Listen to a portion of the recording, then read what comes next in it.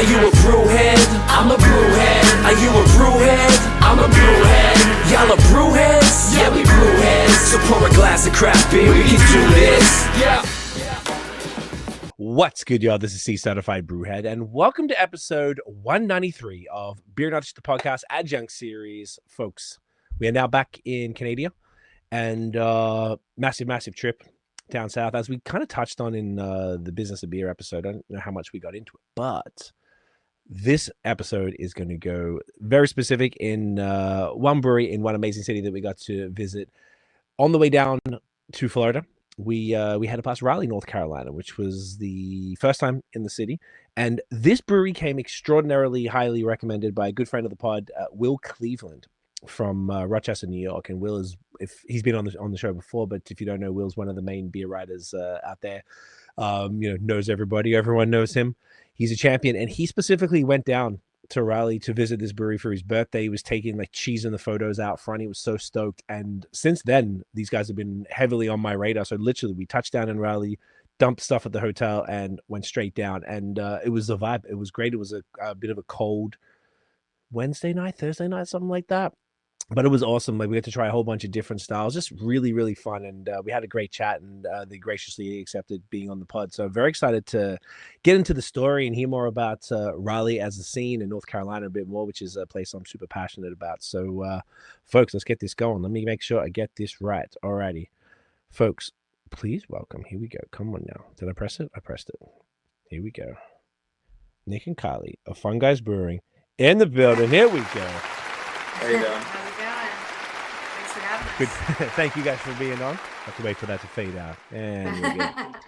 Appreciate you guys. Thank you so much. Really great to have you both. It was so cool to get to see the place and to try. We had a bunch of beers while we were there. We had one night, and it was, we were talking off air about how early breweries closed, so we had to sort of. I wish we could have stayed all night, but this kind of makes up for it a bit. But thank you guys again for taking the time. This is very cool. Of course. Thanks for having us. Very much appreciated. So you guys have curated a fantastic lineup of beers for this evening. Very eclectic, and from what I saw at the brewery and what you've done, I feel like you've curated a really nice a bit of everything that you guys do that really speaks well. So people will finish this pod and obviously will be just as excited to get down as I was. So we're going to start in the obvious place, as we arguably should, with the Crispies, with this glorious bad boy here, Von Brango Pilsner. What kind of pils is this one? So somewhere between a German and American. It's all the kind of standard typical kind of malts, German Pilsner, a little bit of Saaz in there, and it's not overly hoppy. It's just kind of we'd like to try to just not get in the way of certain things. And Pilsner is one of those that you just really don't want to get in the way of the ingredients. So it's just Pilsner and Saaz, probably right in that 30 IBU range. Classic kind of easy drinking, nothing kind of, no real frills through it. We have like a brew pub setup, so we don't have any rakes or anything, so we can't do any of the cool kind of like Czech lagers or anything like that requires a decoction mash. So we kind of just, with our lagers, again, like I said, try to keep it simple. We're using a lot of just kind of beers that are not, overly complex with what they're doing in the mash tun, and then kind of let the malts and hops play out. And we don't do a lot of lagers. We just don't have the space for it. We're pretty small.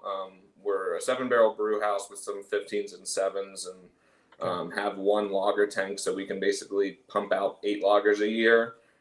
So we basically have a house lager and then a seasonal of each. And this was our seasonal this year. A Pilsner that actually another bar asked for us to make Eagles beer for. And Go Birds. Yeah, go Birds. And the Philly team, right?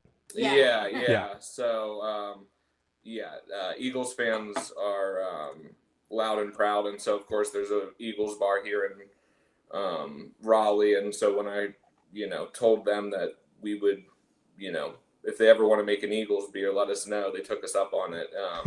And so half of that beer went down to them. But yeah, so this is Von Brango Pilsner. It's named after my last name, Brango. And basically my grandfather was in the army in between wars, and so he kind of got to go around Germany and try some beers, and we named our Hefeweizen after him, and Yellow's Hef. And then this is another one, kind of a nod to him. Beers that he would have had kind of in Bavaria, and just like a easy drinking Pilsner. And then the beer named after him is like a very traditional German Hefeweizen. Yeah, so this is just like something we wanted for that fall season. It's still hot down here, so something like a easy drinking Pilsner is always well received around here, especially once that weather starts to hit 80 instead of 90. Much better. Folks, appreciate y'all. Welcome again. Great to hang out. Cheers, y'all. Cheers. I'm sorry, cheers. No, you're good. Busy drinking. No, you're good. Oh, that's great. I can't remember which lager I had when I was there. What would have been in end of January? Either was this or the Chuggin beer. So the Chuggin beers are like American corn lager. Just the other like light lager that we try to keep as our like house light drinking beer. But it wasn't a Marzen. There might have been. Oh, we had a fest beer too. Yeah. Maybe it was the fest beer, actually. I'm trying to scroll through my... I was going to say, maybe if I look at the picture you guys put up. Yeah, I'm trying to see. Hang on. No, almost. Here we go. But yeah, we always... It might have been the fest beer or the Von Brango. Yeah, those would have been the three. Dang. It was... Where's the guy? Here we go. There's this... I had Dang. Did I not have a... No. Oh, my girlfriend had one. I was going to say your girlfriend, I think, posted it maybe. Yes, I had Dang and my favorite part. And she would have had... I think she might have gone with the American Light one, actually, because I don't think she would have gone the Fesby. And I think it was a little like lighter, corny. Yeah. Yeah, that's our American corn lager. Basically, when you're brewing these like American... either light lager or, whatever. There's two adjuncts you can use, corn or rice.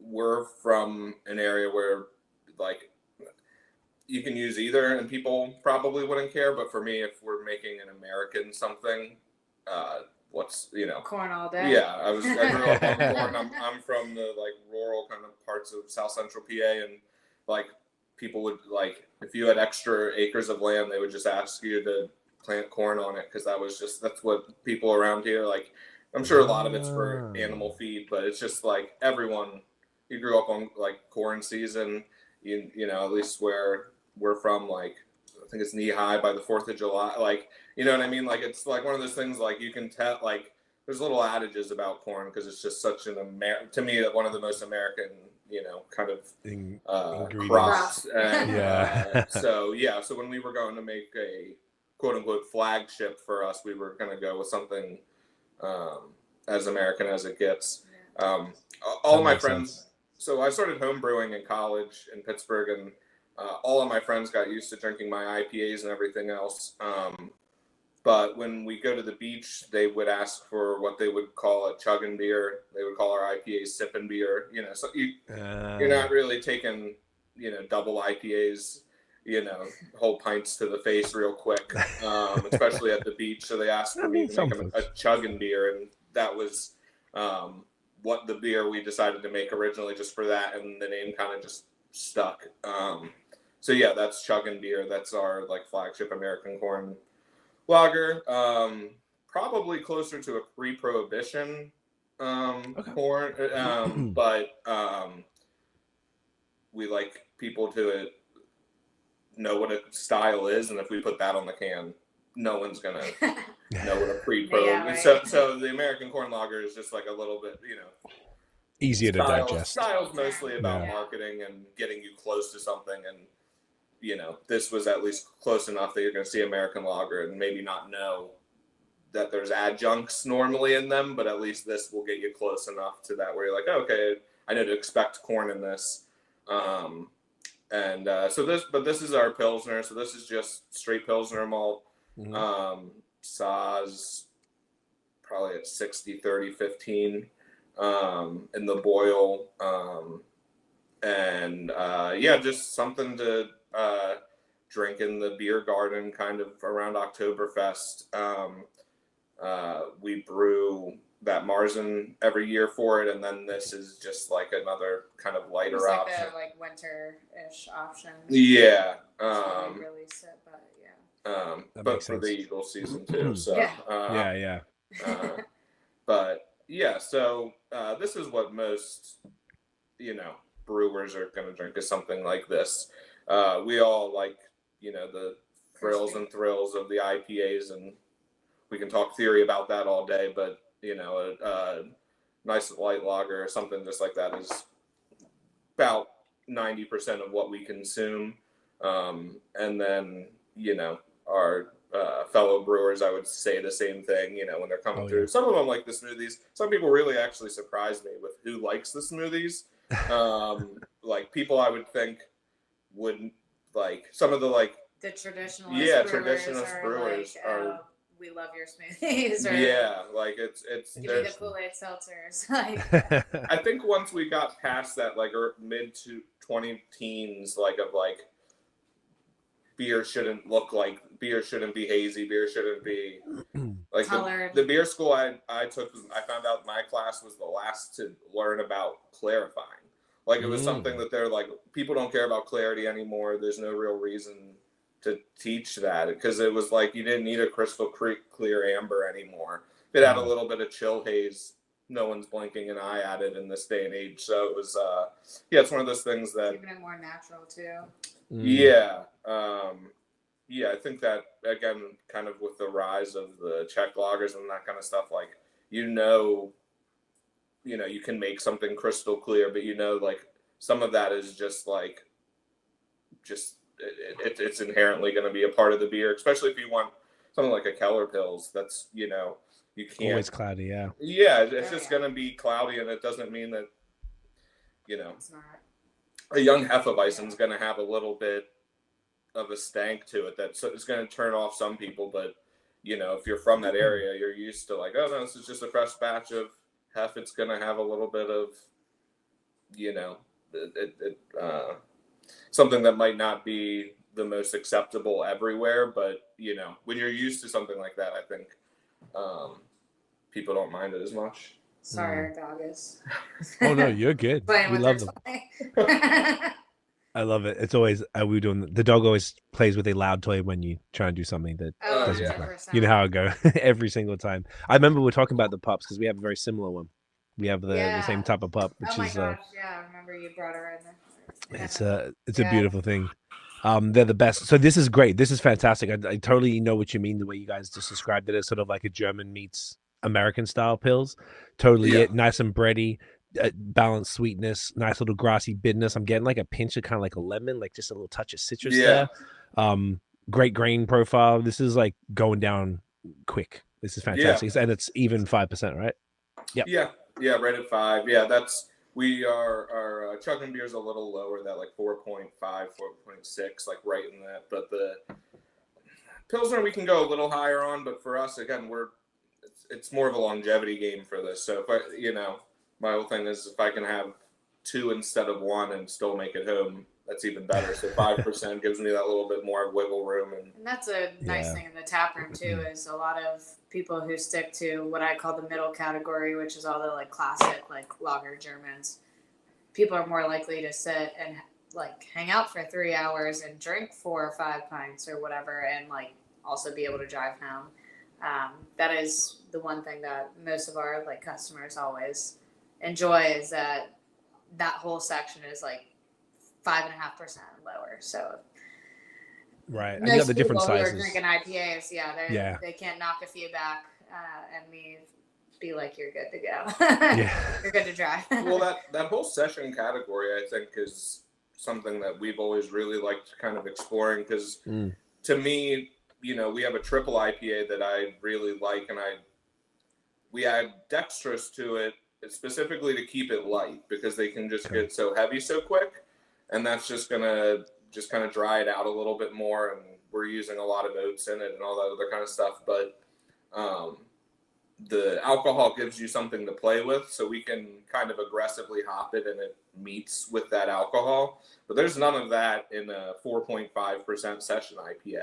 There's nothing, you're tasting every little bit of hop in there. So, you know, those are the ones that, for me, it's a little bit harder to nail in because they're like any, you know, like a half point in Play-Doh of like a session IPA, like that's going to drive it really dry really quick. So it's one of those that, like, those are the hardest to kind of get balance in, where there is some sweetness, but also, you know, too sweet of a low ABV, it's just going to be muddled. So like it's really got to have you got to find the sweet spot on them. We have a session amber that we do that is it's a hoppy amber, and it's one of those beers that I just find myself wanting to rebrew just to make better than the next batch over and over, because it's one of those that it's fickle. You know, some years it'll just go a little dry, and then those hops are just like a little more aggressive, and it's almost the same. You know, it's the same recipe, but again, like just like a little bit, you know, more fermentation. Maybe we changed providers that year, and it's just a few points lower or something like that, and it'll be a completely different beer. And so, you know, 0.3 difference on a triple IPA, you're not noticing much of that, but something like that on an IPA or a lower 4.5%, you're really going to notice. So, yeah, those are to me where you can kind of play around and really have some, because again, like a really good British mild, I'll have, you know, one of our favorite spots is Forest in Maine, in the Philly area. They just have like a 3% British mild on cask, and you're like, oh, I could just sit here all day and just have a few. And you know, it's almost, and I think it's why they say people who have a beer every day live longer. It's because they're having the social aspect of, hey, I'm not in any hurry. I'm not getting too drunk too quick. Just here to have a good time, have a sip of beer every couple minutes. And yeah. And so we kind of like to have a number of beers in that lower ABV that allow you to sit there with your friend, have a few, and then still drive home. You don't need to Uber, you know, all that other kind of that normally goes along with beer. You can have a few. You can have 2 or 3 steins over a couple hours, and you know, still get whatever else you need done throughout the day. It's funny. I mean, for the longest time, we really didn't make any lighter beer besides the Hefeweizen. So now, like, customers who've been coming to us for years are like, "Holy crap! You're finally like broadening that category for the rest of us to not only have like one beer style to drink." So I'm pretty happy with the amount of different like Germans, lagers, lighter selection we have nowadays. And it's just tough when an IPA, we just, through the taproom and distro, you know, they just sell so much. They just fly, and you're like, yeah, it's hard to justify. You're like, oh well, this porter is not, you know, yeah. I had an old boss that they would always have one sexy tap, and it was always the 8% hazy IPA with, you know, something like that. But you know, for us, you know, when I end up coming in and drinking in the tap room, I'm going to have a porter. I'm going to have the Hef. I'm going to have the Von Brango Pilsner, because it's something I can have some of and still feel responsible enough to get the rest of my stuff done. Right. If I have a 10 ounce of our triple IPA, it's, you know, it's over. Game in. Yeah. That's not what it is to be real. No, I totally feel you. I do like that. This is great explanation. And I feel like this is when we go back to the beginning of the story, we come into it. I was going to ask, but maybe we should go into the story, like more about the lack thereof of the lower ABV styles. Cause I felt I was just looking, the 2 beers I had, the Dang was 6.5 and my favorite part, so Dang was an IPA. My favorite part, Smoothie, which was 5.25. Cause those are the 2 things I knew about you, by the way, was haze and smoothies. That's what I'd seen, and that's what I guess, we're all like, whatever. So I want to see the best breweries in any city that kind of do that style. It's kind of my favorite. But then the next would be the Crispies. So it's always like good to start with a Crispy. So I knew my girlfriend got that. So it was like, cool, I can get these other ones. And because I had to drive. But I found that yours were from, once again, one visit, but I found it was quite approachable. I didn't look. I'm like, oh, fuck, everything's 8%. Like it wasn't that kind of situation. It felt very broad. I felt like you had completely something for everybody, whether it was like the slushies. I remember you gave me a taste of the I think it was the red Cool-Ade one. You busting that because there's a few people that you knew. I still talk to that dude. I was talking to him today, the guy that was at the bar who works for Mad Mole. He's super cool. So like it was cool. I could tell that like it was a nice little vibe. And maybe either that aside, which is we'll definitely touch on, but I felt it was a very approachable tap list. So like if you're not sort of don't know a ton about beer and maybe don't want to experiment too much, you've got things like the Hefeweizen, or you got the Crispies, or like the Fest beer that you said. I swear there were other kind of like, even if it wasn't Crispies, maybe it was the Amber I'm thinking of, or some. Yeah, we had an Amber. We had 2 different porters, a vanilla and just like the plain robust porter. Okay. I think that might have been it. Since you guys have been there, we've actually put out our Dunkel lager. So like the darker lager in the Hefeweizen, which y'all would have been able to try too. Those are 2 of our like super like favorite German styles that we try to do every year too. That's fun. I think it complements all the other stuff though, because say if it's like this, particularly beer tourists who hear about you, right? Like they're coming through for the crazy stuff. Just like you said. I thought it was interesting as well. Quick side note that it's the brewers who do a lot of Crispies come in for the smoothies, and I think it's kind of vice versa. The brewers that do all the crazy shit just want to drink a lager, man. Just give me a lager. So I think it could just be whatever. That's you guys, or like you go, or a lot of brewers want to drink wine. They're over it, or vice versa. The winemakers want to drink a nice beer or something. So it's like whatever you don't do typically. But I lost where I was going because that was a side note. So either way.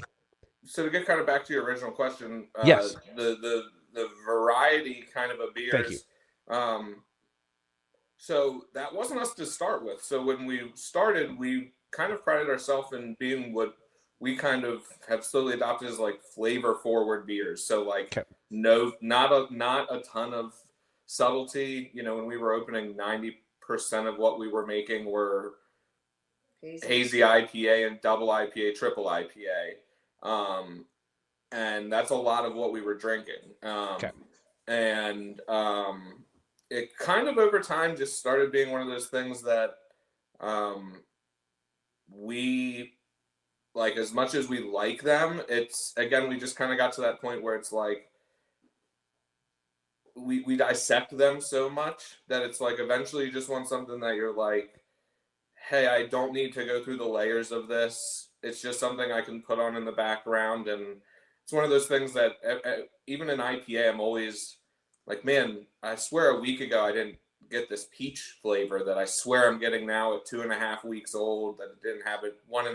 And, or even just like different crops, of the hops and early stuff. in the year, later in the year. Well, just even each time I would go back to an IPA, people would go to the Vale and say, hey, this beer needs a week, so much that they named a beer needs a week, because everyone has their opinion at when the beer's best. People now, say certain breweries aren't good after X amount of time, and drink it. If you want to drink it good, you drink it in 3 weeks, and everyone has their opinion on where the sweet spot in an IPA is. I listened to a podcast once, and Henry at Monkish was like, I like my IPAs 2 months old, and that blew everyone's mind, because at that time the name of the game was how fresh can you get it to me. And so it's one of those things that there's always something about that. But a good Pilsner, you're like 2 weeks old, it's great. 4 weeks old, it's great. 3 months old, it's great. Like 6 seasons. Not much really changes. So there's just something where I'm like, hey, I don't, once you feel like you've had something good, there's not too much to tinker with. You can refine it and maybe boost certain things up. But kind of what Carly was saying, like, we're so small, we're not getting big hop crops. So it's hard for us to do a flagship IPA knowing I might get Citra for 2 months and then I'm getting something new. And so when we said we want to make something that's we can kind of just make and like you know, tinker, but not really, you know, you're not really thinking much about. And so, started off with our Hefeweizen. It was something I homebrewed. But when I was homebrewing, I didn't have any way of, lagering properly. So I had only dabbled with lagers and, you know, kind of like a coal schist where, you know, it's, you know, fermented at ale temperature. You know what I mean? Like you play around with stuff, but really we didn't do many lagers. And it was just what you know, our first lager was the Marzen we still brew today. And it was just one that I was like, man, I can just enjoy this and not dive through what compounds of hops were in this one. Like, it's just something I could just enjoy. And, you know, especially that time of year, a Stein outside is just like, you get done a brew day and you're like, I just want something I don't have, it's not gonna linger in my mouth. It's not, you know, it's not gonna abuse my taste buds. It's just something I can just sit around and enjoy. I'm from like South Central PA, amber lager, you know, Yingling country. And that's, you know, it's there, but it's also, you're not thinking about it. You know, you're not thinking about the complexity of the malt that like an amber lager would have. But it's just like, you know what you're getting. You don't have to think too much about it. You're not, you know, overly worried about, you know, what it's gonna, you know, did I pick up a lot of oxygen and all, you know, they're just easier drinking. And so we found ourselves wanting those. We started out with 6 taps.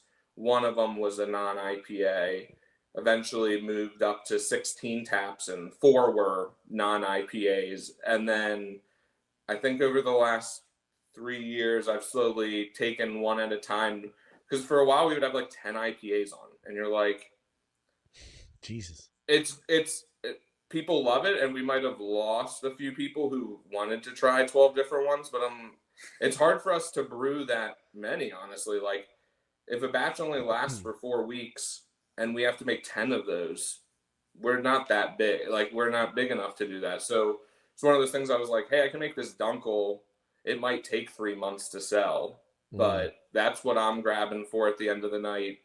And it's just not that, it's just a different audience. It's just the people that want some, you know, you can sit outside and have, you know, one, you know, with a group of friends and not, you know, just not have to stumble over it or not have to do the math of like, well, it's 7% and I had 2, so is that 3 beers? It's just like, yeah, it's a you know, a stein of beer. Like, it's, you know, it's a little more than one, you know, it's for me, it's just what we enjoy. And you know, we are a business, and so at the end of the day, looking at the future, I kind of saw it on the wall, like the people that love trying a new IPA a day, they're going to come in and keep trying IPAs.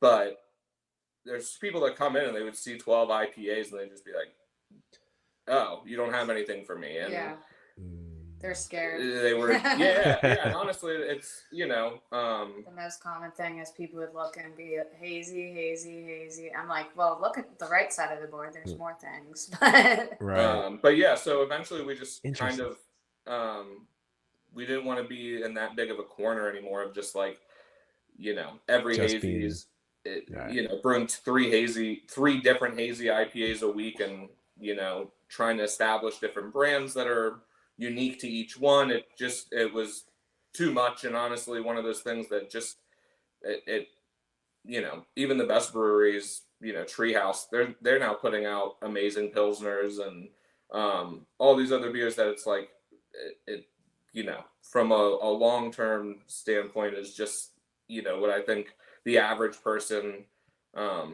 you know, my dad likes an IPA, but he's just never going to have a 4-pack in a weekend. He might have a 4-pack of, you know, whatever down, you know, on the boat and, you know, at the beach, you know, something like that. But, you know, the IPAs are just not, they're just never going to be for everyone. And something like an amber lager or a, you know, a Pilsner, a Hefeweizen, like if you have 3 of those options like that, we can get you close to one that, you know, maybe you haven't heard of before, but is like in your palate range where, you know, what I like to say is like, you know, you can love a Hefeweizen, you can love the banana, you can love the clove. or you can just like it because it's something approachable. You know what I mean? It doesn't, you know, there's different kind of levels to it. So, yeah. I like that. I like that approach. I had one question on it before we go into the next sort of section. I love that you guys brought up the age of IPAs, because I feel like I'm always curious to get everyone's different take on it. I'm a date code princess. I like my shit fresh. It's just how the taste buds have gone. But I think you nailed it when you said that like every brewery has their thing. Every person has maybe a palate. I had another brewer, like a big haze brewer here called Third Moon, and the brewery, and the brewer Bebo said that he said he wouldn't even blink if he saw one of his beers at 2 months, and that broke my brain too. I was like, what the fuck?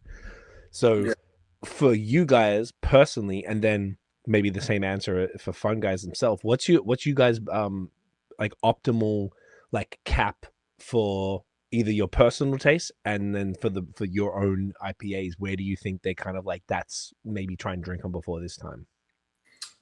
I guess it really depends on the brewery. I mean, I feel like the sweet spot is like, of course, the fresher the better, but I've had IPAs in the like I wouldn't go as far as 6 months, but like maybe 4 to 5 month range that still held up really well.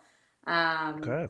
And I mean, there's been times that just for R&D, I've opened ours and I'm like in the 5-6 month range. And I'm like, I mean, it was definitely way better before, but it's still drinkable. Perfectly. And it kind of makes me cringe when customers come in and they're like, oh, I have this like year-old IPA. Should I try it? I'm like, maybe for research, but I don't know how well it's going to actually hold up. And a lot of it has to do with keeping it cold the whole time and that sort of stuff. But yeah, I mean, Nick kind of has a pretty, like, especially with us, like we end up pulling our IPAs after a certain point of time. And even if we know that they're going to taste good, especially like in the tap room, you just know inevitably people buy a 4-pack.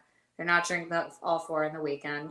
So a lot of times, kind of like these customers I'm talking about, they'll fall to the back of the fridge and then they're like, oh, well, when was this released again? You know, 6-8 months down the line, and they're still trying to drink it. And, you know, to each their own, but might not be a good experience. We try to sell out at a certain point. Or I'd say after 3 months, you're going to get a serviceable at best IPA. Okay. There's different. It's normally a brewery process is going to me, completely determine that. So,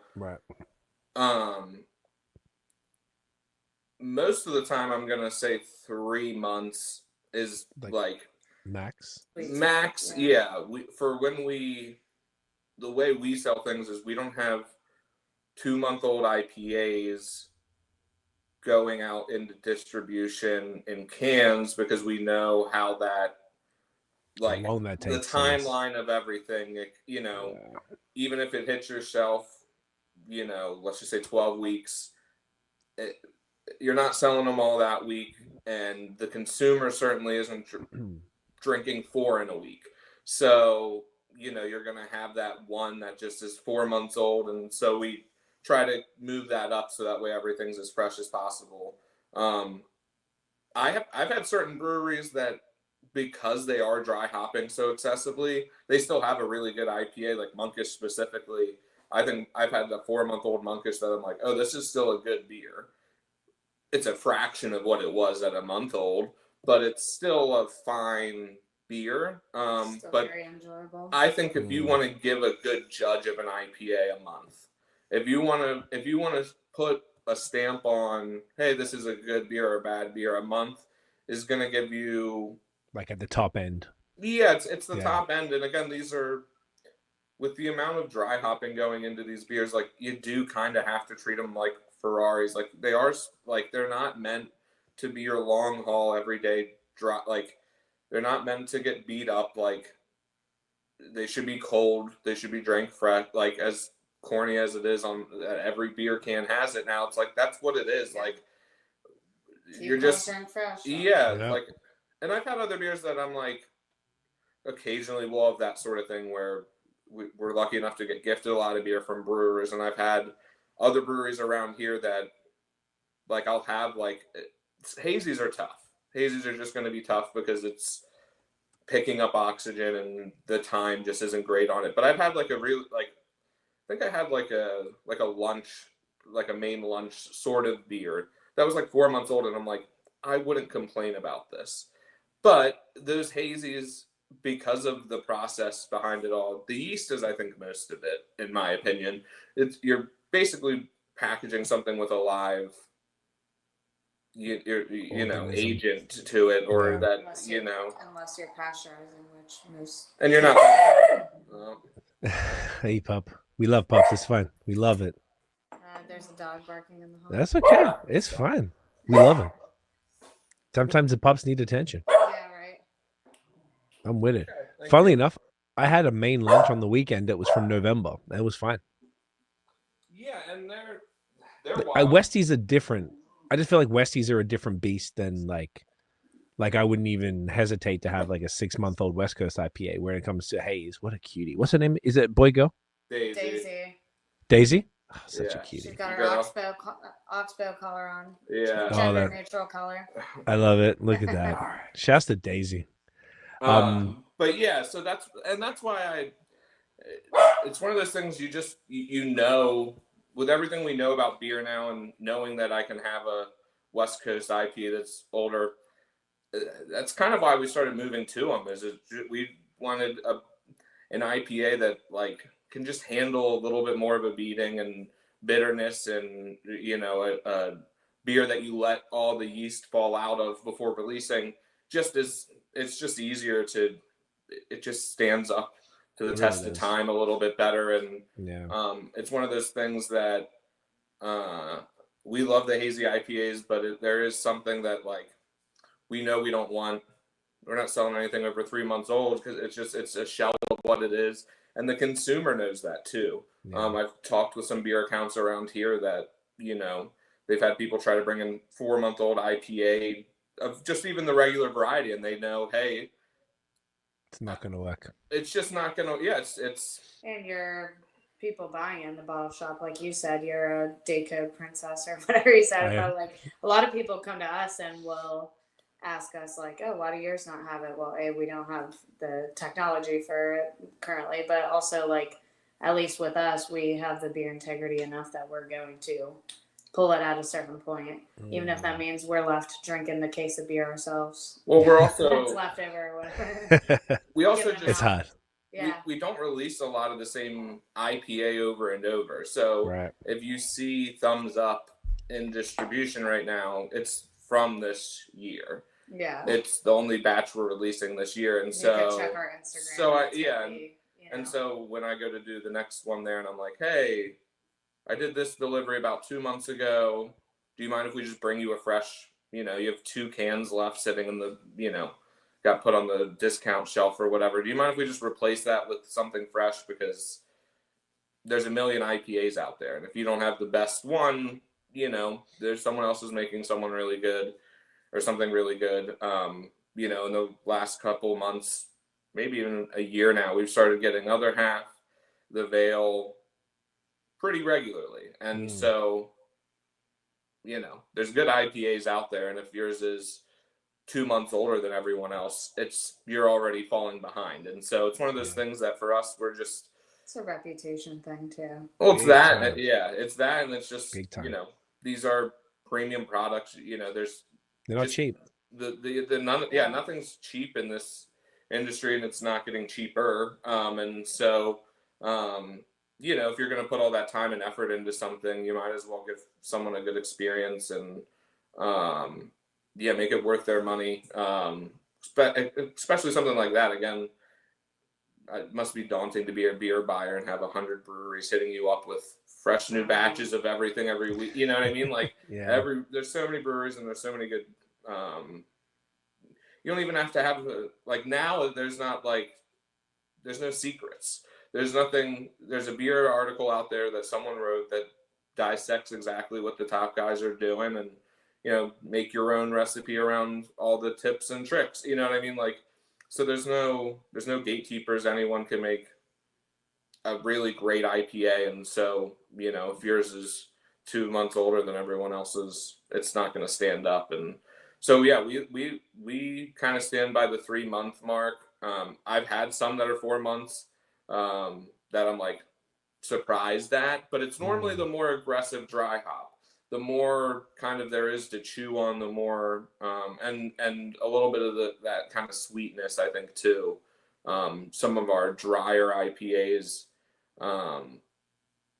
I think, don't hold up to the test of time as much. Now that could just be the hop. I've had people tell me certain hops don't stand up as so. There's so much kind of out there now that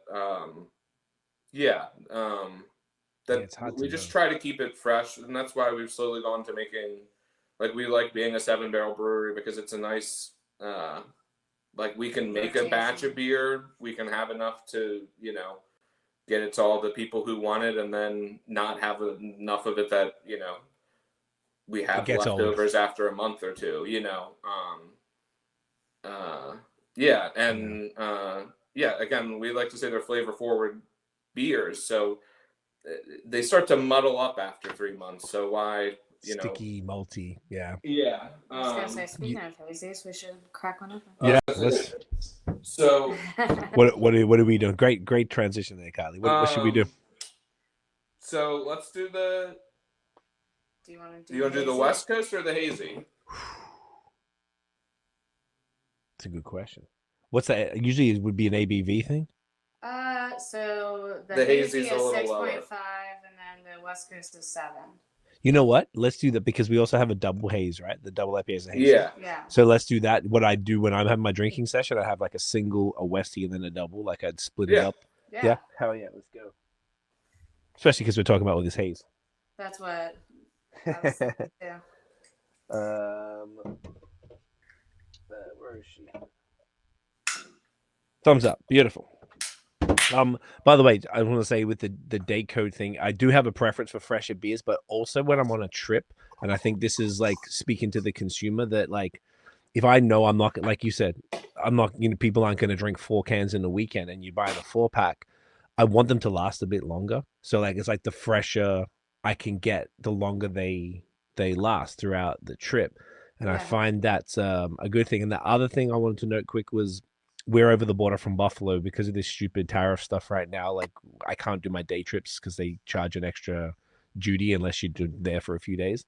But I know that's not American, it's the Canadian government, unfortunately. But so even if we went to Trader Joe's, we used to do day trips once a month to Buffalo. When I say used to, I'm like as of like 2 months ago. And now if we do, you're gonna get charged 20. You're already losing. It's like almost $1.50 Canadian for $1 American, and then another 25% duty they're gonna charge you on it. So we have to chill on that until all of this nonsense goes away. Yeah. But I go to Buffalo and I would buy, you know, I buy the main beers, but I get, say, stuff from like from Foam in Vermont. We used to live in Montreal. I've been to Foam a million times. Love them. Great guys, incredible beer. It's always 3-4 months old every time. And I know that it's a shadow of its former self, as you guys were both saying. I've had it fresh from the brewery. I want to buy it so bad because it's sick to have access to it in Western New York, but it's like, it's almost like it must go into distro in a couple, like not week 1. It must go into distro week 8 or something. And that makes it a little difficult because if someone is experiencing Funguys for the first time and buying a 3-month-old IPA because they don't know to check, and they're like, it's all right, but it's not that good. And I'm like, but if you had this beer 2 weeks, your mind would have been blown.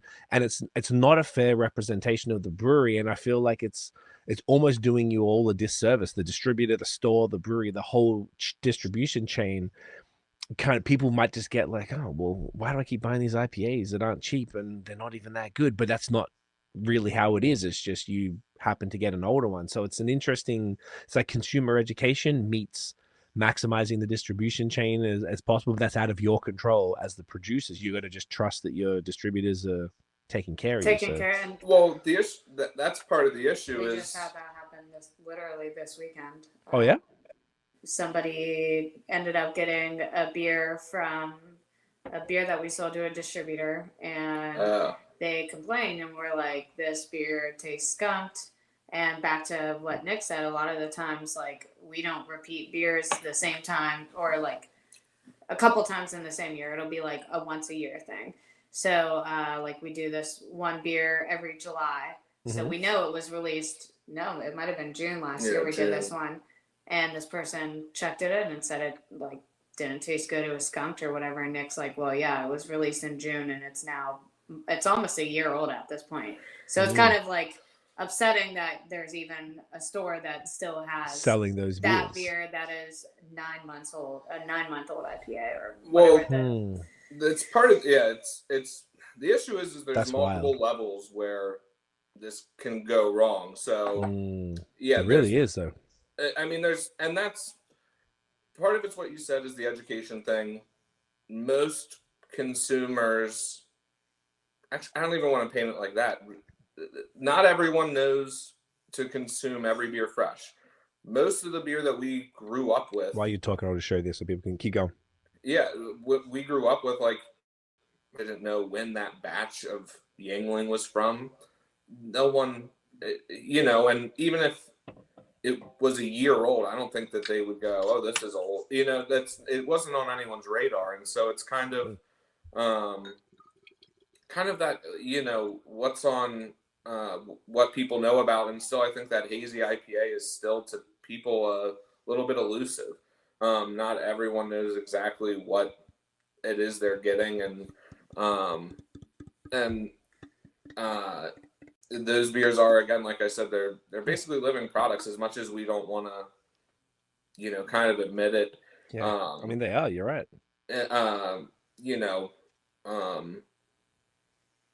There is a level of distributors don't want to be responsible for treating them right, keeping beer cold. That's like, ridiculous. We have it's a policy so that all of our hazies have to be stored refrigerated, and there's still places that go, so you mean like the whole time? And I'm like, what do you mean? No, for like, 5 minutes. They're like, oh, so you're gonna bring it cold and then I can put it out on the shelf? And I'm like, no, no, sir, that's not correct. And Jesus Christ. Even if we had all the testing we needed in the world, I would still have that policy. And it, I believe it's Equilibrium who it says on every can, if this wasn't stored cold, ask why and report it to us. Like, because it's good. I mean, it's especially when you're Equilibrium and you're, in New York and people are getting your product, in all parts of the state. And, I mean, there's so many ways it can go wrong, from warm storage. Some places have the ability to do that right. I still think it's going to step on the product a little bit. Even just storage, in my opinion, it cuts off the freshness time. When you're on the brewery's end, the name of the game is getting it cold, keeping the hops out of the beer, and keeping hop creep and DO and all that other stuff kind of at bay. And heat doesn't help with any of that. And then age doesn't help either. So sometimes, I mean, again, it's possible, because I've had week-old lunch. They're up in Maine, and so it's not impossible. The issue is, I think, supply chain issues are a thing. Like, we don't ship a lot of beer, but we look to doing it, and I was kind of taken aback at how much it is to ship like 2 pallets of beer from here to Indiana. Like, way more expensive than I thought. But then, like, they'll give you an offer for they'll be like, but in 2 weeks it's $400 cheaper, and you're like, okay, well, that's a significant that's $10 a case of a pallet of cans. So you're like, all right, maybe I will do. There's little things along the way that, in today's day and age, when everything costs as much as ever, it doesn't seem like a big deal, but then eventually it ends up becoming an issue. And it's also hard to explain to people why, like, my mom one time just goes, why don't you guys try to be like Treehouse? And I'm like, what are you talking about? It's not that simple. Do we have $50 million? We're all trying to be like Treehouse. I mean, like, it would be sick. Yeah, I think they had like one year like a $54 million impact. Like, you know what I mean? Like, it was like 100 and something. No one doesn't want to be That's all able hard to sell it all through your doors because that's the best quality. Best quality you're going to have is bought at the brewery, didn't move, was packaged, put in our walk-in, and then served to you.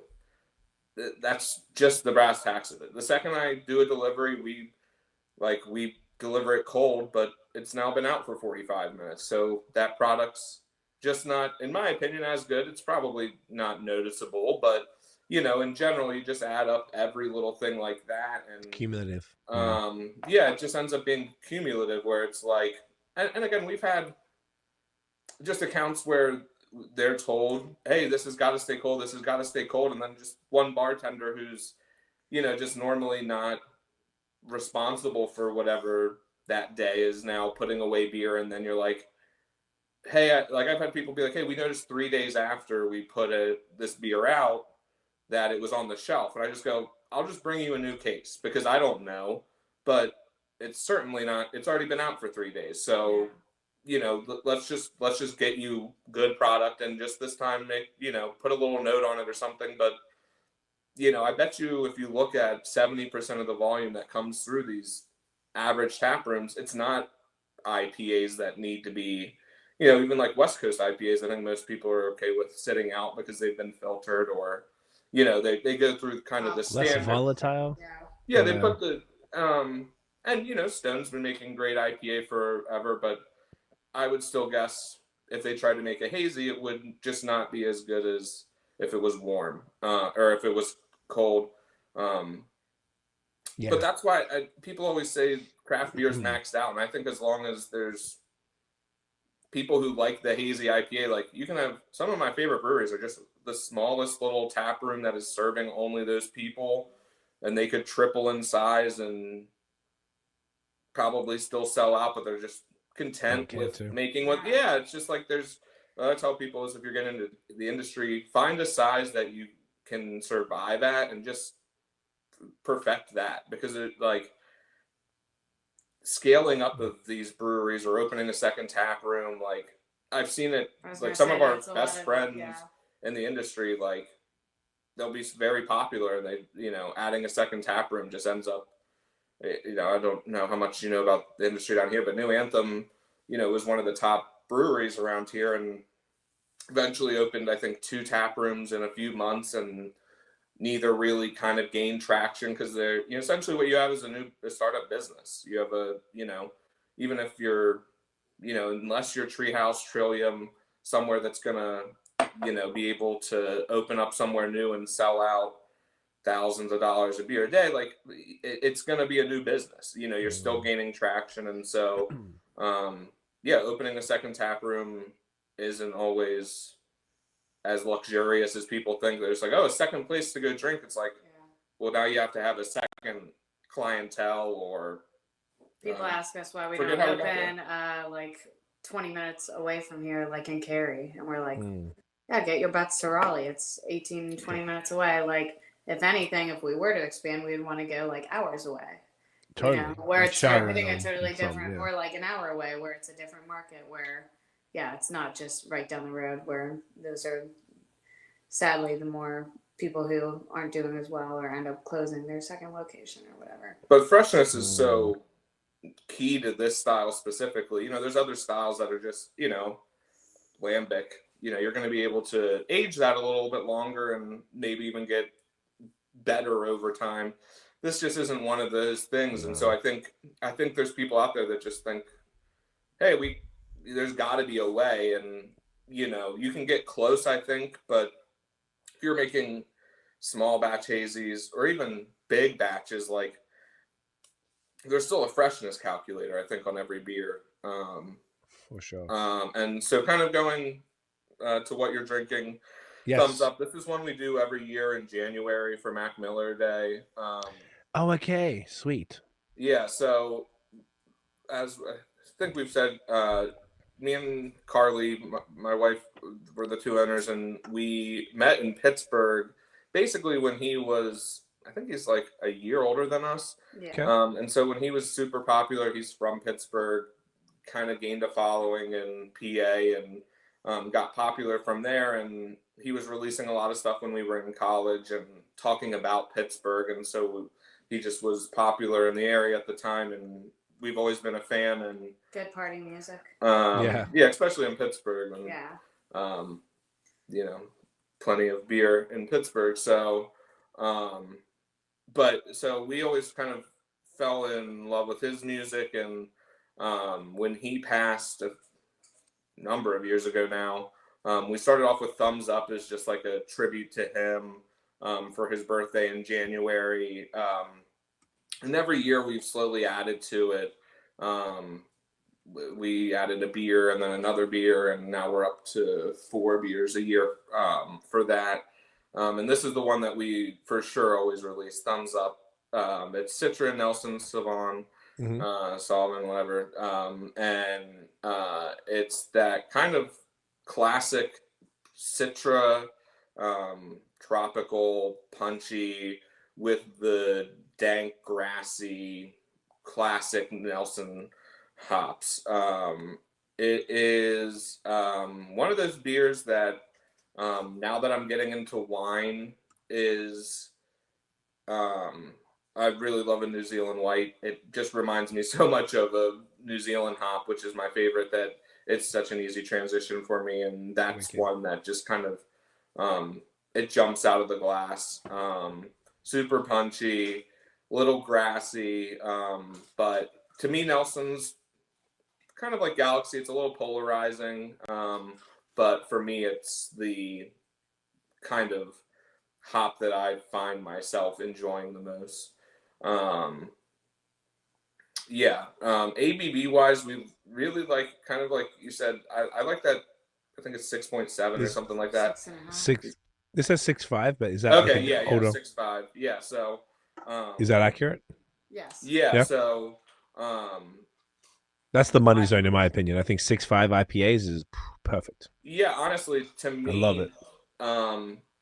I think when we zoom back in 10 years, 20 years, we're going to look at Treehouse's Julius as the crown jewel of the New England style, and 6.6, I think, is what Julius was last time I checked, and that's kind of what our base IPA was based off of, is trying to recreate. The first time I had Julius, I actually recently found a bunch of growler tags, and I have 20 or so from 2016, and damn, OG. Back in the days where if there was a cover over a window, you were like, they're canning something new, they don't want you to know it. Like, we basically are just trying to make beers that like remind us of what we grew up on drinking, which is Treehouse, Trillium, Night Shift, that New England Bissell Brothers. Basically New England style before it was known as that, and kind of what it just transformed into. I find that sweet spot of 6.5. We do some 6, we do some 7, but basically we find ourselves jumping back into that 6.5 to 6, 7. 6, 7. Yeah, probably what most of our like single IPAs end up at, and it's a good. That's the one. Ground. Yeah. I like that. Yeah, for the malt bill on that, we kind of take we're always playing around with stuff. This year's version, I think, was the oatiest, probably about 30% oats, a little bit of white wheat, and then Pilsner. Normally Pilsner of some sort. Again, we've done Maris, we've done 2-row. I've done a little bit of everything, playing around with it. That might be 2-row in that batch, but yeah, either way, it's, we just, we like that heavy oats, just that slickness, and then that wheat, just to really kind of, color adjustment, a little bit of head retention, and then just something that I find I like in the styles. We've played around with almost every combo of flaked wheat, flaked oats, malted oats, some combo of both and everything, and yeah, we tend to be pretty higher in those, at least for so this is a double dry hops. So about 5.5 pounds per barrel. Okay. And so when we're doing those higher the higher dry hopping, we also have the higher oat and wheat percentage. We recently started something that we just called modern hop, so just not as aggressive. That would have been like the dang that you tried. Yeah. In the tap room. So dang, Yes. we just have in that modern. It's way more than a normal dry hopping. It's it's over. Normally we just call it a dry hop if it's anywhere from like 1 pound to 2.5 pounds. Okay. And then anywhere in that 3 to 4 range, we consider like a pretty modern dry hop. It's still a lot of hops in the grand scheme of things, but not nearly to the level of these double dry hops that we like to really kind of really kind of make a hop juice out of it. But yeah, this is one we just do every year, January 19th for Mac Day. Citra Nelson. Back in the day, the cheater hops were Citra Galaxy. This is kind of the modern version of that. Yeah. And that's wicked buddy. You're getting that white grape from the Nelson in there. Super tropical, all the tropical fruits, passion fruit, pineapple, mango, a little bit of maybe peach, touch of like grapefruit pith, maybe. A little like kind of peachy almost. There's like a bright sort of fleshy thing going on. Yeah, this is awesome. Those have had 3 of the Mac Miller beers, 3 of the 4. I was gonna say we tried to sick. hit it hard with them because we, like you said, this was probably our biggest release year, but there's a ton of Mac Miller fans in the area, so we had people like super hyped about it this year. Very cool. Doesn't he's happen very a lot. of a generation, so like it's funny because we go back to Pittsburgh.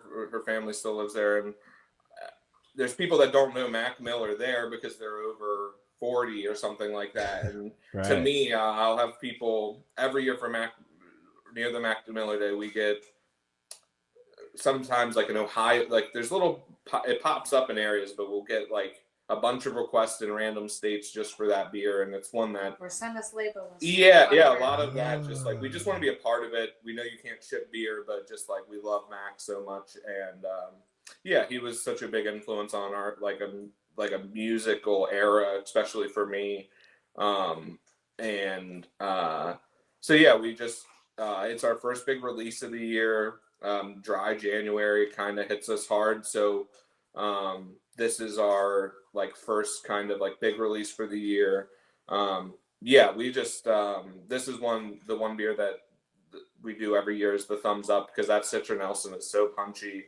New Zealand hops have just, to me, really been where I've seen the most growth kind of in flavor profiles over the last couple of years. Oh yeah, they're the goats. Nothing touches them. And it's one of the things I've really been enjoying recently is they're also taking that next step into diving into the research of late harvest, mid harvest, what's best, how are we going to get new flavors, how are we able to drive certain flavors, and some of the like mad scientists are coming out of there. There's this Eggers hop that you kind of hear some lore about this guy who's just like willing to take chances, and everyone just raves about the hops because of how unique it is, and they're just able to do kind of right by the hops, and it's kind of why I think Galaxy hops aren't as popular anymore, and New Zealand hops is they're willing to kind of see it as a wine and be willing to like grow it right, treat it right, and then also experiment enough with it that I'm sure they had some loss over the first couple of years, but now our mid-harvest Nelson versus early versus late is like something I'm able to really kind of be like, what do we want? What do we want out of this version of Nelson? When we do this one, it's almost always the super traditional late harvest, very, like you said, that like wine grape, passion fruit, very traditional kind of, when you think of Nelson. And so we, Freestyle Hops specifically has been who we've partnered with recently, and they're coming out with so much research. And from our perspective, we're how many thousands of miles away. We're not going to get to visit, so all we have is data points and essentially data, sensory analysis that they're able to perform, and then when it arrives at our door is pretty accurate. And so that's good. Like for us, our advantage is our ability to pick through these hops and see what profiles we want. try something that's different. We have a number of beers coming up for our anniversary, and a lot of them are these New Zealand hops that either we just hadn't been able to get our hands on, or they weren't available last year and they're new this year. And so it's really one of those things that's where, for us, making these flavor forward beers like IPA, everyone has access to Citra, everyone has access to these other things, but diving into these hops from the other part of the world that are, a season that you're able to really get them in. Most of these New Zealand hops are selling out in 6 months, so, you have like a very limited amount of time to kind of go through, figure out what you want, and then jump on it and build on it from year to year. But this is one that has kind of started that, is that Nelson, just classic. To me, if you wanted to give someone a Nelson beer, you give them this, and this is, without being 100% Nelson, kind of as good of an example as you can. Example. It's got that little bit of dryness. We intentionally try to stick away from lactose. We've slowly, over the last 2 years, gotten rid of it completely. Okay. In the brew house, we were using them in smoothies for a while, and it's just not necessary, in my opinion, in today's. I agree with that. It's limiting to so many people come in, and that's the one thing that, of course, a lot of people are looking for, or, to not have in a beer, whether it's dietary or allergies or whatever, but. Of course. Yeah. But yeah, we love the New Zealand hops. It's, to me, the, kind of cutting edge of beer. I don't know if it's a difference in how, as much as I know, I still feel like I know very little, but maybe in the, I don't know, whatever they're doing down there is working gangbusters. And they could be completely pulling the wool over my eyes, and it's working, but it's what we swear by, in our, kind of what makes you different kind of thing. And that's it, is the real dedication to trying to find how to get those new flavors in there. And every year I'm blown away with what's coming out of New Zealand. Have you guys tried Peacherine at all? Yeah, so we actually, for the first time last year, got to work with that, with a collab with Ocelot out of Virginia. Okay. Awesome guys. And what'd you think? We did a beer with them. So we did a dry hop Pilsner for there's a local record company here, their 35th anniversary. Us and Ocelot collabed with them and made a dry hop Pilsner with Peacherine. That turned out phenomenal. And we basically sold out of that 7-barrel batch like in a week. Jesus! Between selling it to the event, selling it to the event, they like had that as like the primary like beer for the anniversary. And that's then awesome. The other 33 pounds, Ocelot, they were the ones who got their hands on it, and we were like, how in the world? It's so hard. It's so hard. So they ended up taking the other 33 pounds and actually reserved it for when we were just up there, and we used it in a pale ale collab with them. So we did Peacherine, and I believe it might have been like I forget the other hops. I forget all the hops. But that also was part of our Mac Miller release. Sick. So yeah, they brewed a pale ale with it, and everybody was like blown away by it. Like, we weren't able to serve it in the tap room, but whatever cans we had, we were just sampling out to customers, and they're like, "What is this hop?" So Crazy. actually, we just got our hands on some, and that's one of the hops for our anniversary beer. We are doing a like 9-way collab, triple dry hop hazy double IPA. Hell yeah. With a bunch of awesome breweries. We met up at 450 North. So that one is like pretty extremely New Zealand hop driven. But yeah, super excited to throw some peacherine in that one. I just dry hopped it today and was like sniffing the bag. But Yes, let's go. Smells I haven't so sniffed a good. bag of that yet. Yeah. There's Sniff nothing. Sniff all the bags. Yeah. Yeah. Oh hell yeah. You live in that. And that's what I why I kind of rave so much about them is, again, every time, I feel like you hear a lot about New England or Northwest hops. Like, I hear good stuff about Vista, I hear good stuff about it, and we'll try it, and most of the time it's pretty good, but it rarely... It's not the same. Not New Zealand hop level. And it rarely, to me, gains a lot of traction. I think the last hop I kind of heard about that I've heard stands up as anchovy. And again, that was very brewery driven. So again, I wonder if they were able to kind of bridge the gap between overgrowing or, you know what I mean? Maybe restricting, preventing it from getting too crazy, or I'm not sure, but I feel like the New Zealand hops like peacherine that we have,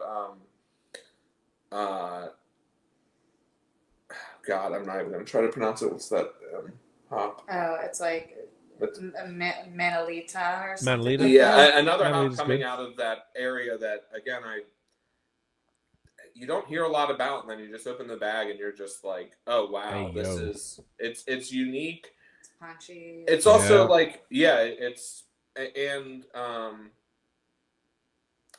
I don't know if whatever they've agreed upon down there to decide to do with hops, like they're not overcharging. Like I remember the first time I was getting Nelson and Galaxy, it was like $30 a pound. And funny, speaking of you drinking Thumbs Up, the first time we had Nelson, we did this beer as all Nelson, most expensive beer we've ever made, and did not realize how grassy it was going to be. Again, all Nelson, and we were like, put so much of this rare hop into it, and I don't want to say people hated it, but they were not expecting it to be so like that. Yeah, like winey, dank, and they were like, "This is too dank." So that's why eventually we ended up cutting it with a little bit of Citra. But I also think Nelson has come a long way since. That's a good point. Probably 6 years ago that we made our first batch of that. So it has changed. Even 6 years ago, New Zealand really wasn't. No, man, it was Australia was the one popping back then. And even like the thiol stuff came out, that came and went. But for me, still, if you're talking about where you're like excited to see the new hop coming out of, it's New Zealand, and all day. It's really not. It's not huge down there, and like most of the hops that come out, it's like it's named after that town. You know what I mean? Like, I didn't realize that. I looked at it recently. Yes, they're all like all these places are Maori names. It's crazy. Yeah, and it's like Waiti, Waimea, Moteka, and like there's a place called fucking Moteka. That's crazy to me. Yeah, and it's to visit there. And again, I think same. And that's probably going into why they're able to get more hops. Like, if we were doing that, it would be Yakima, somewhere in Idaho, but like Portland, it's Washington. Not, as popular as it is, it's really not. Like, I think they're getting more of a difference because of maybe how big of a difference, and maybe I'm just wrong. I could be wrong about that, but to me, they're so unique that it's like I really don't understand it. We just love that. It's got to be the terroir. It just has to be like the soil. It's got to be. And they have a different lifestyle down there that is so chill. There's 4 million people on the island. It's tiny. And that's it. Is there's not a like going back to that Egger guy. Like I've just, you can't be that weird in, like, I'm sure there are some quirky hop growers, but like, just some of the stories you hear, you're like, oh no, people wouldn't work with you in America. Like, you don't get to be quirky like that and make like very unique U.S. grown Cascade, like it's just not going to be as cool. But if you can be like, I've got the best Nelson in the world, that's going to get you a little bit of cachet. And maybe that's, again, just being in New Zealand versus Yakima or something like that. But yeah, it's some of the most fun I have kind of like doing research and what's next, what's new, is just looking to see what they're doing down in New Zealand. And they seem to be pretty doing things the right way, I would say. Agree more. And so we just we end up leaning into New Zealand hops a lot. And again, just like research stuff, just like being able to, again, we're not buying enough hops to where we can say this is going to be our Citra for the year. So we have to rely on the data to kind of get us as close to recreating that as possible. And so the New Zealand hops already have better data than some of these U.S. growers that have been growing it for 25, 30 years. And, these brand new companies already kind of have that data behind it. And it's for us, that's just what we're leaning into. You can throw Citra and Mosaic together all you want. It's going to end up being great, but it's also one of those hops that I feel like you're going to have and you're going to be like, I swear I've had this before. But every time I have Peacherine, I end up reading the label and being like, what's in this? What is this? And the cool thing is the people that are still, like the last batch of Pliny the Elder we had Peacherine. And you're like, oh, Pliny the Younger. Which batch? Oh. Was it Yeah, or was it the 2-stage dry hopped Pliny? It would have been, we had it in June of last year. Yeah, I'm not exactly sure. We have a regular who one of is able to get, brings us different bottles all the time. And that's one of those things that you're like, oh, okay, so this is Pliny. just this is what brewers do. You know what I mean? Like even if you're trying to make a beer that's year to year pretty similar, you're like, but how do I bring in something that's going to just add, even if it's 5% better or just like a little bit new, just a little bit, second time coming to a stream kind of thing. Like, I didn't remember this little characteristic over here. And, make it people like that who could very easily say, no, we've got the perfect beer. What are we doing adding a more expensive hop or a hop we might not be able to get every day of the week? And they're still like, no, that's what we want to play with. How do we work that in? And to a classic too. No shit. That's awesome. You mentioned earlier as well, I wish I have a, it's like you're out traveling and you fucking drinking all the time and you forget when people tell you shit. But someone told me in the last month and a half the full story about Galaxy. So Galaxy was the best, then it sucked for years, and then now it's back fire again. Like all the breweries who are working with Galaxy are like, oh yeah, Galaxy's back. Somebody in the last like month or 6 weeks told me at some brewery the story behind it, and it was something to do with like the way that, how all the hops are you mentioned all the new, everything's patented. So like we all can't just set up a hop farm in Raleigh and then grow Peacherine because it's like a patent. Like you can't do it. You can't do Galaxy either. There was something to do with like the way the Australians, I think they got a little too cocky. Yeah, it was popping for a bit, and they fucked it up. I wish I remember the exact specification. Damn, I should have written it down. But yeah, and now it's back. Whatever they did, they fixed. I think they overdid it. They made too much, and then it was watered down. Watered down. From what I know, it was twofold. One, they just started overgrowing it, and then I don't know if this has changed or if this is the same, and then the other issues have subsided. But basically, what they were doing is kind of how I said. Like, I'm able to look through Citra, and there's this lot from these specific, these 25 vines or whatever it is, in this from this grower, harvested on this date. And so you're able to go, okay, I think I like the ones that are harvested later from this area or something like that. But what they were doing is they were saying every pellet of Galaxy goes into a pot and we mix it all together. It's just like a blend as opposed to that. Right. Like a so instead thing. of having like, oh, this lot is specific good, lots. Right. And that one's great. kind of what we do. Sometimes we just have a Citra that's like, it's a great blender. Some are great on their own. Citra is still my like chameleon hop. It'll play well with everything. But Galaxy, it was just, if you bought Galaxy 2013, it was all 2013. There was no individual to it. And so I think with the wildfires, if you had a lot that was a little smoky, now it's all smoky because 2 pellets of that in a whole batch doesn't matter. The smoky's still going to come out.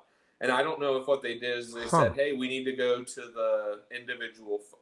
I truly don't know enough about it to be able to say 100%, but basically they're now saying maybe, hey, we're not taking all the lots, or we're going to do the like tiered sort of section. But in the last month, did notice that Galaxy is coming back, because we still have one beer every year that uses Galaxy, and this was going to be my year that if I didn't like it this year, I was going to just cut it. It's one that every year it used to be 75% Galaxy, and now it's gone down to 25% because it's just, wow. Every year I took a bag out of it. So it's just now one of those things that I'm like, what's the point in doing this thing that I know is going to be my favorite? And I've noticed recently people are now, Galaxy's starting to come back. And again, it is such an environmental thing that I think they had wildfires last year, and you're like, they always do. Maybe it didn't matter. And I don't know what they're doing different now. But yeah, that was one that, again, there was a lot of our original favorite, like Vic's Secret, I loved. Again, it would just be, I think all of Australian hops were kind of in that same boat of like, we're just one big lot. And I don't know if they learned or if maybe they just turn away, like, hey, sorry, this lot is just so smoky, we can't. I don't know enough about it, but happy to hear it, because Galaxy we in the last 2 months have started re-releasing beers that used to have Galaxy that we just change up the hop bill, because I'm like, we had like probably 10 labels that were all Galaxy beers. I was just like, we just don't like that hop anymore. And mocking that out. Right? Yeah, and so we would just be like, hey, we haven't brewed this beer in 3.5 years, so we're gonna change up the hops in it. And glad to hear, because that was one forever. It was one that even I, as a consumer, I'd be like, all Galaxy. Yeah. I don't know about that. I would avoid the shit out of that. Yeah. Oh, yeah. Multiple breweries. So we have an anniversary too, coming up, our 10th anniversary in April, and we're doing like 40 collabs throughout April and May. And Galaxy has popped. It's pretty intense. And Galaxy's popped up so many times, and I've heard from multiple breweries when we're like tossing up ideas, it comes up a really, probably the majority of the time, they bring it up as an option, and they're happy to use it. And some of the best sort of haze brewers out here, and I guess, obviously a hop like Galaxy probably lends itself to hazy IPAs more. The best haze brewers that I know personally are all like gassing it up now. They're like, oh, it's finally back. And I would say probably sometime last year, within the last 6 to 9 months, it seems to have appeared again, and they've finally got batches that are back to where it used to be. So it seems, I feel like you could probably relatively confidently order it again and be able to get something that you guys will be happy with, and be able to sort of relive those beers that you originally crafted with Galaxy, and then better do them do them proud type shit. Yeah, it's one of those, cool. Again, going back to the original tree houses, I mean, some of my favorite beers are Galaxy heavy, and so it was one of those things for years. It was just like, you'd make one and you'd be like, it's the best beer ever. You're like, yes. Yeah. It was almost just like one of those things that couldn't go wrong. We'd look at it and I'm like, I know this is twice as expensive, but people are going to love it. Yeah. You know what I mean? So at the end of the day, we're in the, crowd people pleasing business. Yeah. So if that's going to do it, why not? No, I love it. Yeah. Do you know what? Let's all take a break, because I was thinking that too. Cool. All right, we'll take a quick break. We'll come back. And we are back. And we are ready for a double IPA. We doing the same one? Oh, we're going to do the West Coast. Oh, sure. Oh, shit, the Westie. We just said the Westie, and I grabbed the gun. We literally said it. There we go. Perfect. Spring cleaning. This is Spring Cleaning West Coast IPA. Perfect. Another one of our Mac Miller releases. Really? So that means yeah. have I had all four then? Yeah. If I had you the have. Yeah, so this Wait, is dang, and then when you finish, good news. so he has a that- lyric in one of his do a little spring cleaning. I'm always too busy dreaming. And so actually the beer is a silhouette of Mac Miller, and then our great illustrator did. Oh, that's sick. We just our illustrator is great. We just we basically send her a concept and just go, this is us. This is what we, we've been using her for probably 6 years now, 5-6 years, and she just nails it. So yeah, this is our West Coast IPA. Citra Glorious. Amarillo, as classic of a hop combo kind of as it gets for that West Coast. Oh, I'm sorry, Simcoe Amarillo. Simcoe Amarillo. Yeah. So even more so, I would say Simcoe's probably my favorite West Coast hop. To me, if I want a West Coast, it's gonna have Simcoe in it. It's not. It's to me.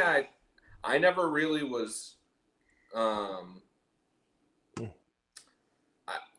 don't have nearly as refined of I never really, if it was super that cat piss kind of thing, I don't get a lot of it. I don't get a lot of the onion.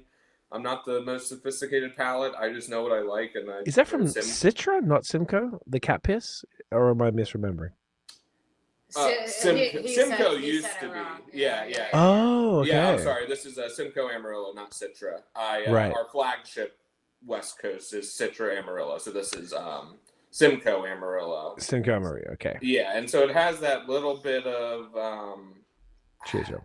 I don't know what else it is, but I just call it Simcoe dankness. It's just that. Oh yeah. To me, it's what I remember in a Stone IPA. Totally. Amarillo has that little bit of light floralness that I just really like in a West Coast, but Simcoe to me is the main driver of the West Coast style that really I've fallen in love with. It's great bittering, great dry hop. You can use it all the way through, and it's going to be approachable. Our West Coast, we like to. If I had it my way, they would be the Stone IPA. If I'm drinking a West Coast, I want punch. I want a bitter, kind of brutal. Oh yeah. I don't want to. It's not to me. West Coast shouldn't be as approachable as I think it is these days. West Coast kind of leans more to that American IPA, and I've kind of when looking at maybe the IBUs, I bet you it's 25 IBUs less than it used to be, kind of across the board in the industry, and I think that's just palate. I don't think people want that big abrasive IPA anymore. But for me, I like that in the West Coast. If I want something a little bit more approachable, like lunch, I have that. But for me, a West Coast should be a little bit brash. And so this is probably like 70 IBUs ish. It's pretty mild. It's still not crazy. It's still a lot of dry hop in there, but also I like some IBUs behind it. If I had it my way, it'd probably be closer to 90. But I think that 70 still provides a bitterness to it. Yeah. Brightness. It still has the brightness. It's one of the few. Again, we for years were basically just trying to make as hazy of a product as possible and keep it stable. But for us, this is a nice get it clear, and then it's. To me, what I remember the industry kind of as when I started in 2012, a hazy IPA was just coming onto the scene, but in Pittsburgh,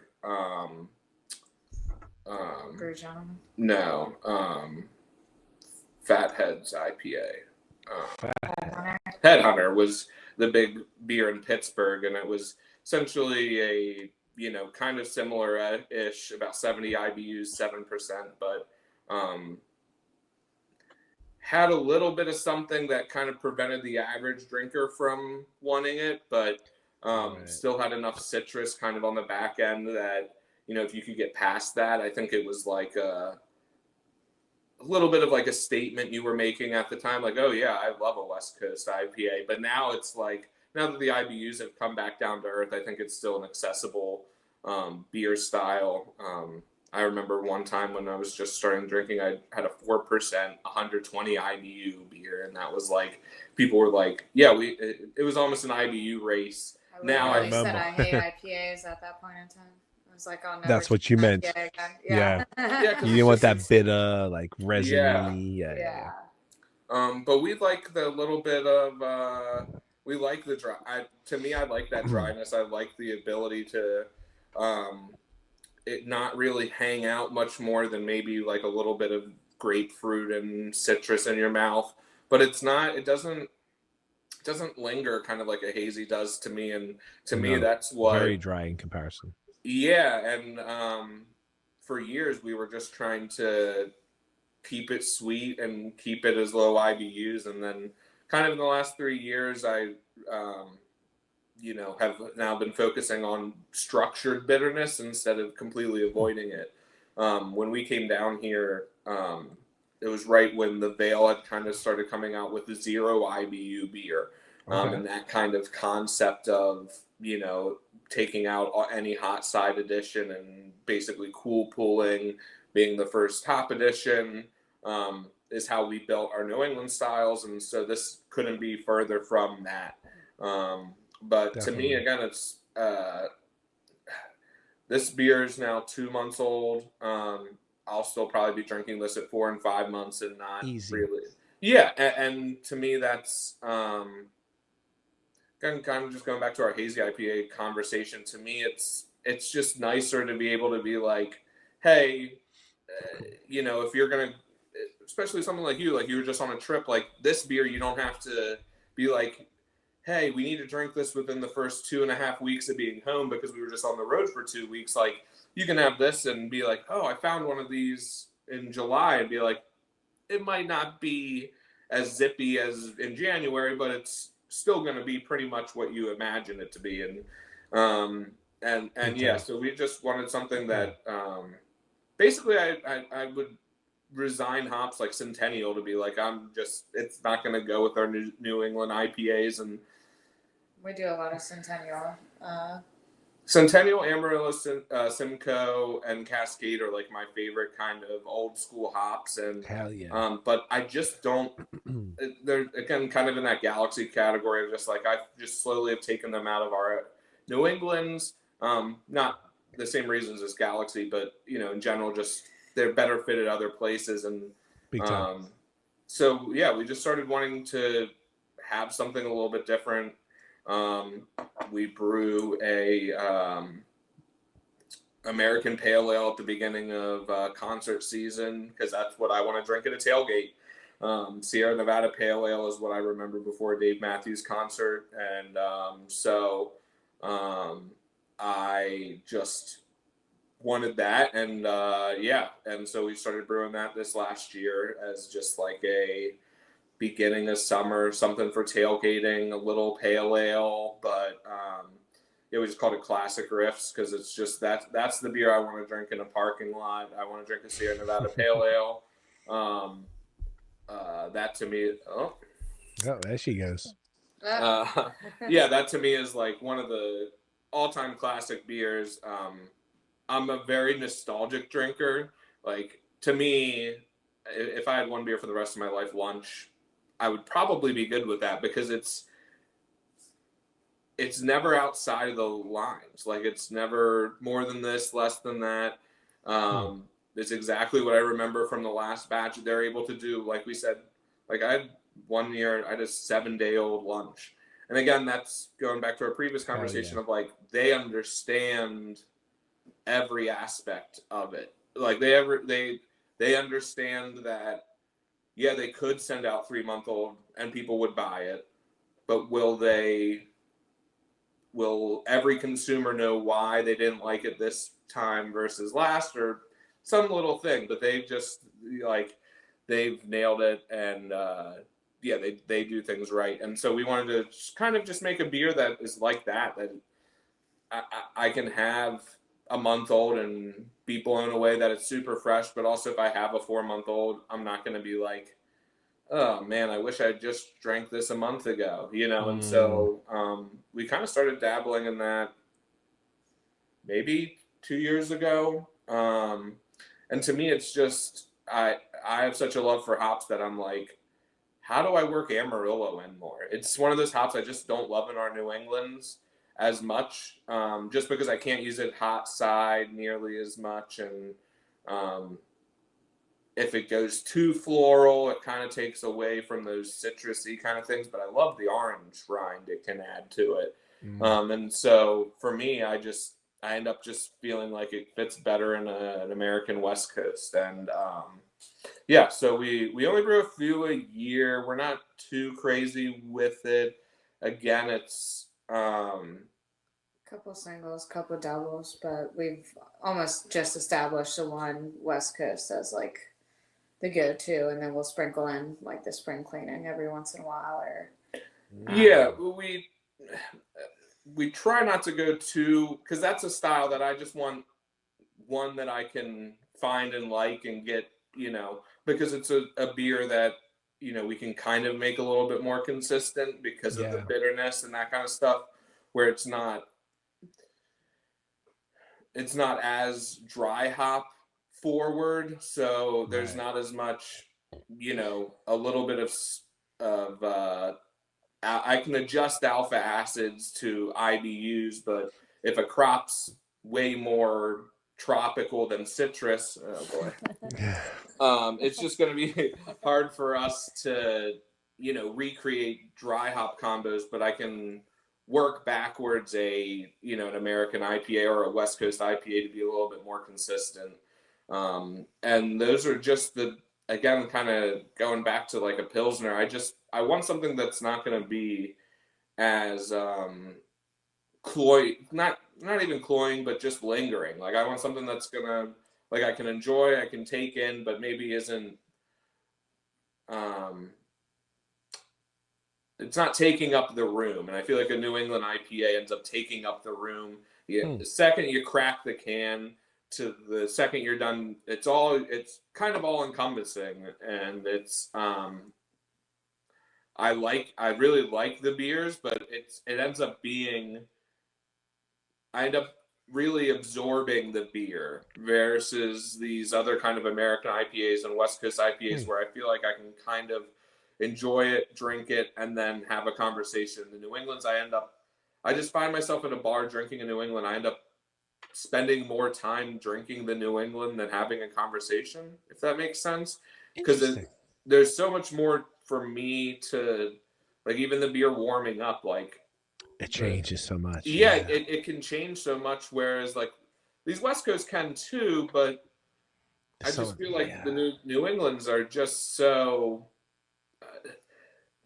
I end up really kind of digesting and dissecting the whole beer versus a West Coast. I can just be like, this is a really nice sensation, but it's also, it doesn't need to eat up the whole conversation. I can just kind of have it. It's there. It's fine, but I don't feel like it's as dissected, and maybe that's just a personal thing, but I just feel like I can kind of go to that like Pilsner realm.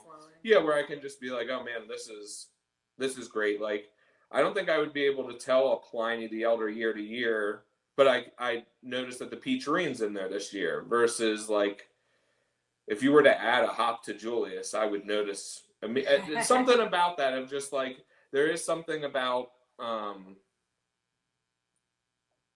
the bitterness versus the dry hop that, like, I just end up being able to enjoy a nice bitter beer a little bit more, and not just dissect it as much. Again, probably more personal, but yeah, we just it's just, to me, a beer I can have kind of all year round. I actually really enjoy them at the beach. Like, that's just one of those beers that, like, even the bitterness, I just like something abrasive. It's kind of like, I think with the food pairing, you can either go with what goes with for sure, with it, or you can clash against it. And the West Coast is always clashing, but in the perfect amount. In the perfect amount. To me, it's like, nothing's going to be as aggressive as a West Coast IPA, but like a hot wing and a West Coast. Yeah, like there's something about that dichotomy Yes. of like the spicy, something very spicy and something very bitter that like,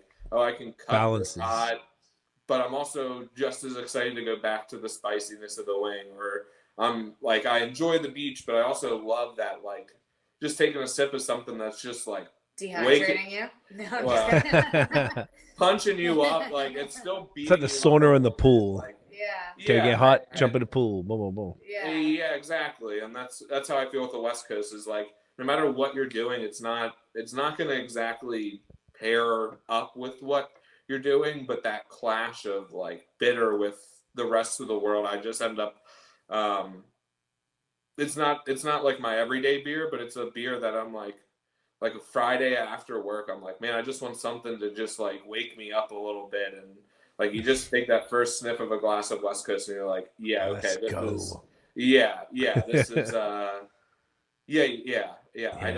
don't feel like I dissect the nuance. I'm just able to be like, yep. All right, here we go. And that's West Coast to me. I just like, That's nice what you to said have about the something. Pilsner. And I relate. I think the three of us have pretty similar palates because there's not a drinking session that I'm going to have where I'm not going to have a Pilsner or I'm not going to have a Westie. I'm having this every single time. It Oh, cuts between, if you put it between different haze, you can have a bunch of haze, like you put it between it, cuts it immediately.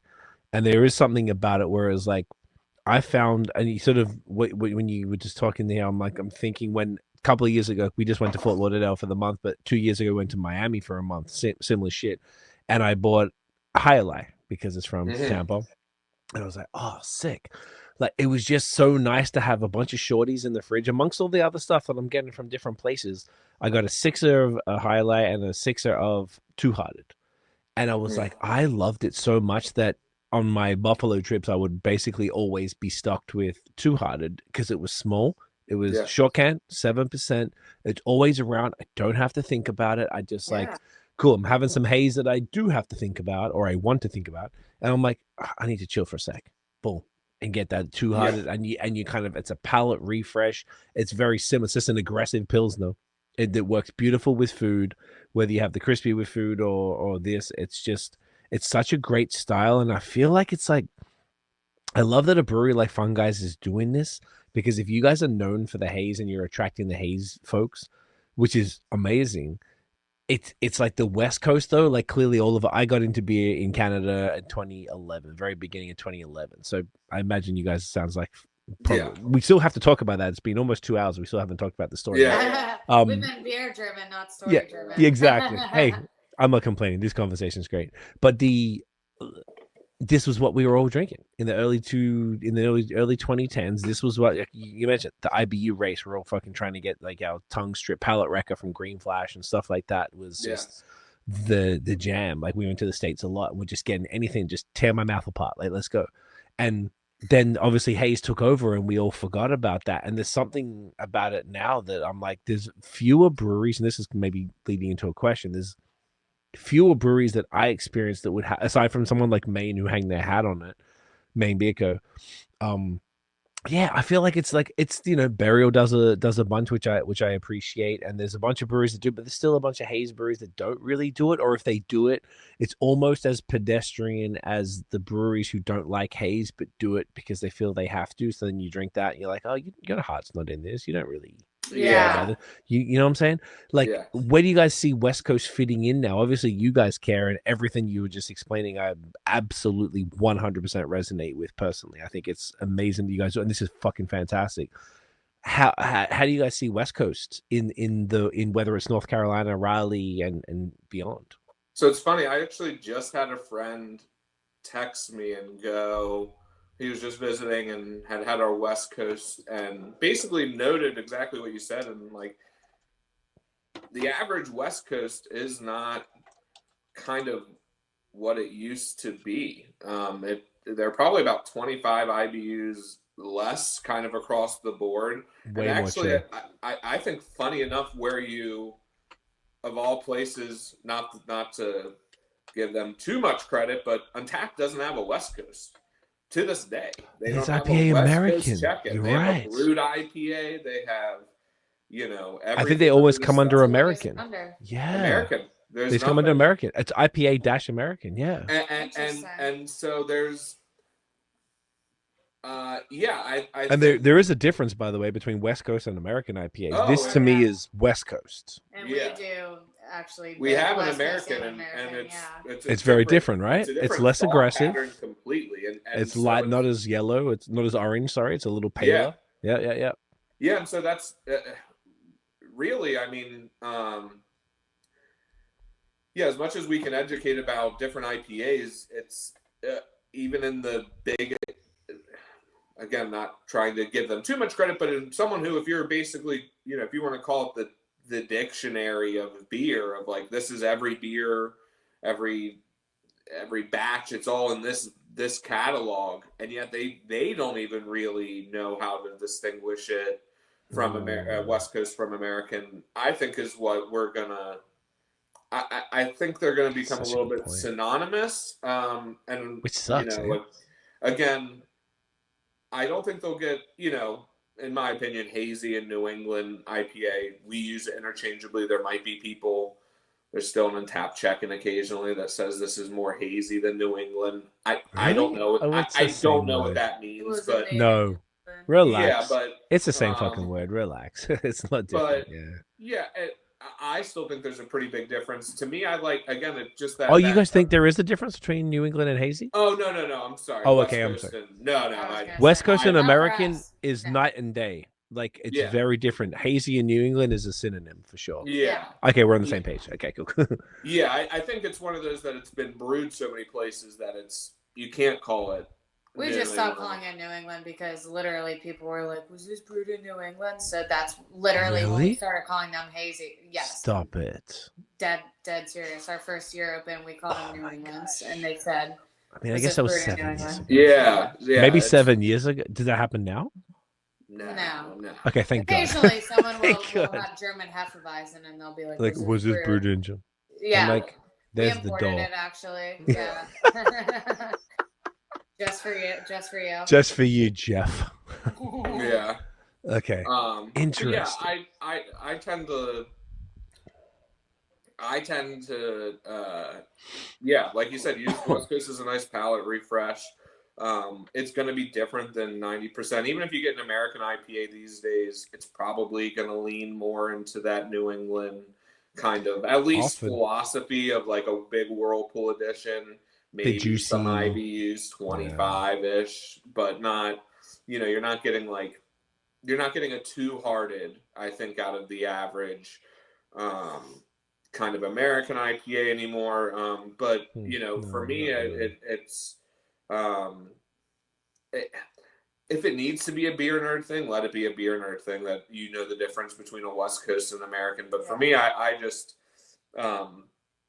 it's going to be one of those things. I always have this joke: if I would just put an I in front of our pale ales, it would sell 3 times as well, because we have the same philosophy behind it. But if I just called it a hazy IPA versus a hazy pale ale, the IPAs sell 3 times as fast, because it's just that little bit of marketing. And if you think, oh, I know what I'm looking for with this, and I think maybe we'll see something similar with American versus West Coast.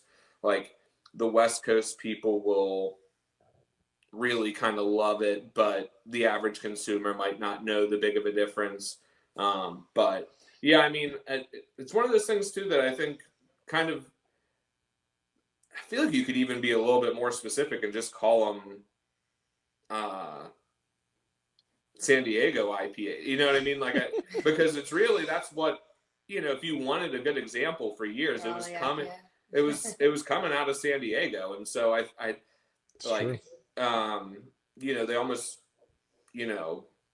got too big too fast. But yeah, we just really like having a juxtaposition between our hazy IPAs. Like, if you wanted me to give you a real quick rundown, it's oats versus no oats in the malt bill. There's a little bit of wheat in both, but not a negligible amount in the West Coast. And then, IBUs versus non, basically we're using the same amount of hops. If you look at the totality of the beer, it's essentially the same amount of hops. It's just where they are and when they are. Right. You know, Cool Pool 170 is the earliest we hit hops with in our hazy IPAs. And then we start at 60 minutes and, you know, every 15 minutes are adding throughout the entirety of the West Coast. And then American IPA somewhere in between the two. But, you know, kind of aggressiveness and all of that. And, you know, is where we try to differentiate. But even in America, you know, that whole kind of American West Coast IPA, I just find myself coming back to as like a nice little, you know, if I'm out and about and I don't want anything too sweet or that's going to fill me up, but I still want something to break up my, you know, fifth high life in a row. You know, I'll end up going with an IPA. And honestly, they're pretty nostalgic because, like you said, we kind of started getting into beer, well, legally got into beer into 2013. Had my roommate basically who got me into craft beer get me a Stone variety pack, and I had one of each and gave them back to him, and was like, man, I don't think I'm gonna be into this if this is what it is. Looking back onto it, he gave me 8%, 120 IPU beers. Like Arrogant Bastard or something? Yeah, it was back when Arrogant Bastard was still a part of the variety pack. That's too much to give to a noob. And looking back on it, that's kind of on... It's like, this tastes like soup. I mean... Did you say soap? Back in the day, 120 IBUs to someone who had ever had 15, you know what I mean? Like, I wouldn't do that to someone, but I told him, like, what are you drinking? And that's what he was drinking. And, right. Yeah, we were used to Natty Light and Blue Moon. That's about it. Yeah, Blue Moon was like as Natty Light. God, it was like, oh, this is a wheat beer. Yeah, and that's that Northeast University beer right there. Yeah. Everyone I know from like Vermont, Natty Light, they just fucking love it. Yeah. Well, PA had a way worse beer. We won't even get into that light beer. Was that one called Steeler? Steel City. There's Icy Light. Icy Light is the like Pittsburgh one, but there's like this. It was like 30 rack for $8 called PA style. It was terrible. Oh, that sounds awesomely horrible. Drank a lot of that. Essentially, College once we vibes. started drinking beer, it was essentially the West Coast IPA was popular even before everything else. And I remember like a Green Flash being something we really liked. Yeah, Green Flash back when like Sculpin was in its heyday. Ballast Point shit. Yeah. And then we were lucky enough to have a little brewery in Pittsburgh called Fatheads. And it was very small. They basically brewed in the basement, had a restaurant upstairs, and eventually grew to the giants they are now. But at the time, they were very small, Pittsburgh-based. Now they're largely based out of Ohio, but they had a beer called the Headhunter that we mentioned, and that was just like a big, bold... Yeah, so... they're in Cleveland now, eh? Yeah. So because of PA distribution laws, I believe, I don't think they ever officially said that, but from my research, based off of the distribution laws at the time, I think they went over to Ohio, and they have a few tap rooms there. But Headhunter's like their GABF winner, you know, very ahead of its time kind of thing. And for me, they had half off beers during happy hour, and so I could get a $3, you know, Wizenbach 12-ounce pour, and you know what I mean. There wasn't. They have a beer called Alpenglow that regularly won GABF medals for a Wizenbach, and you know that was like our local craft beer place, and to have that in 2013 in the middle of Pittsburgh was, you know, unheard of. Basically, you know, a largely Icy Light, you know, not a big, at the time, craft beer area, for them just to happen to have a world-class brewery across the bridge from our college ended up working out. And so, so this is... I see what you're talking about. Yeah.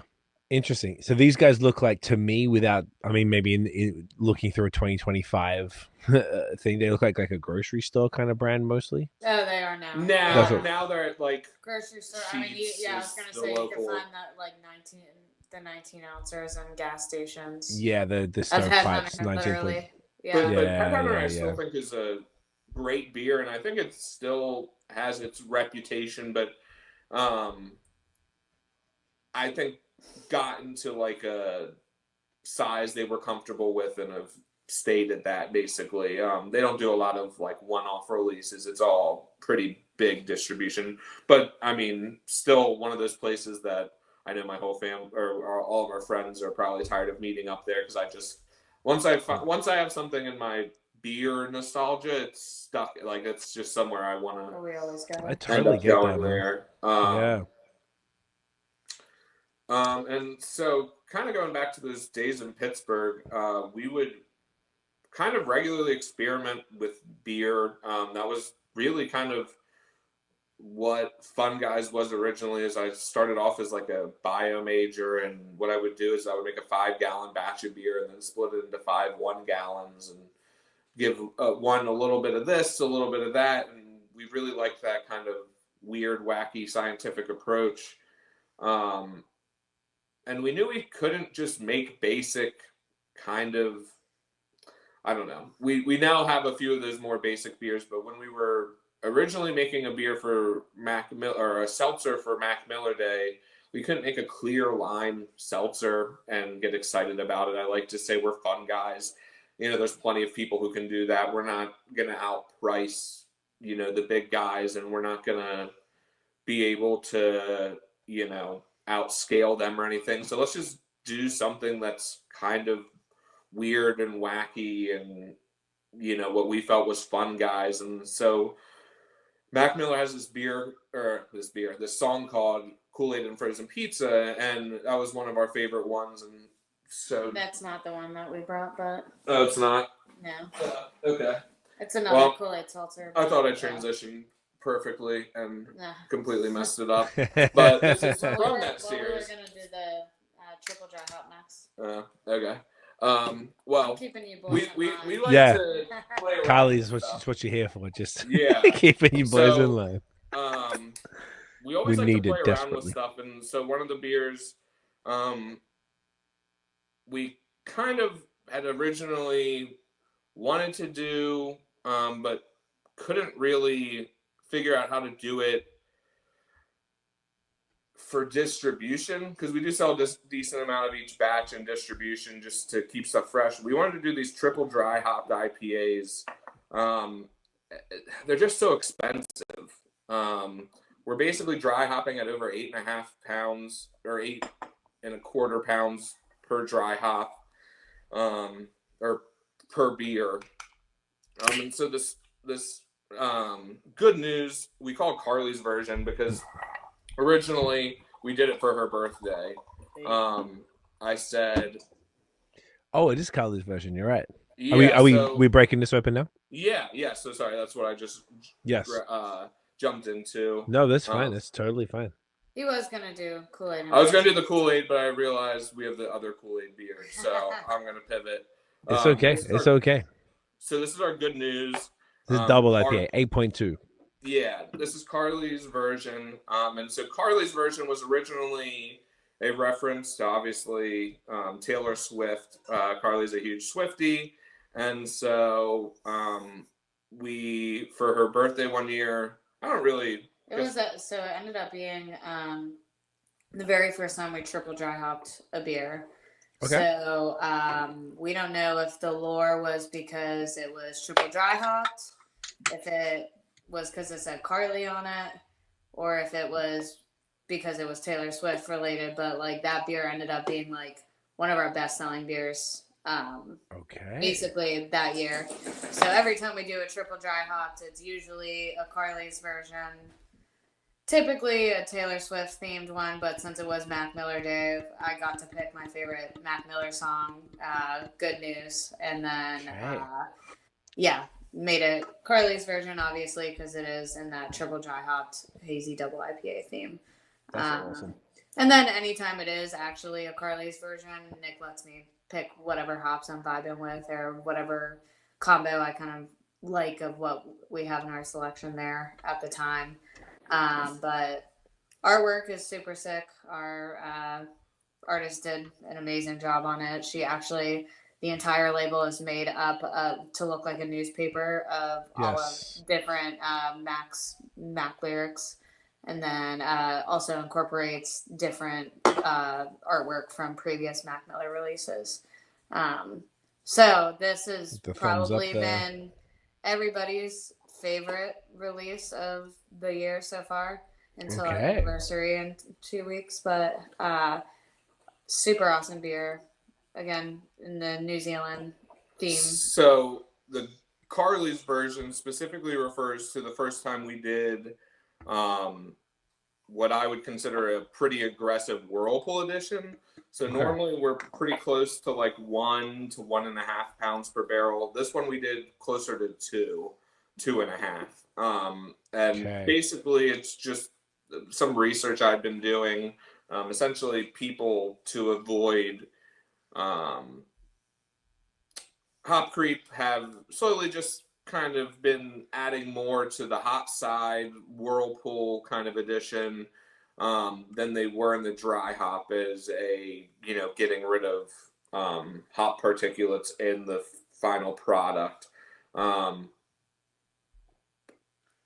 it was also just something we'd wanted to do for a little while. And so this is like essentially 10 pounds or close to about 11 pounds per barrel total of hops. It's an aggressive amount of hops. Yeah.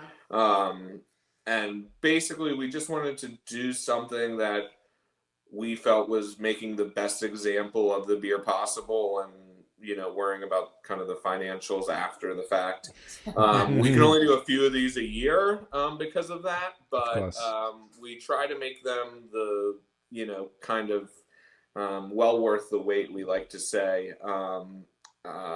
They're just so much loss, so much hops going into it, that it's a price point people at least in the tap room are willing to pay. But yeah, when it hits distribution, people don't quite understand.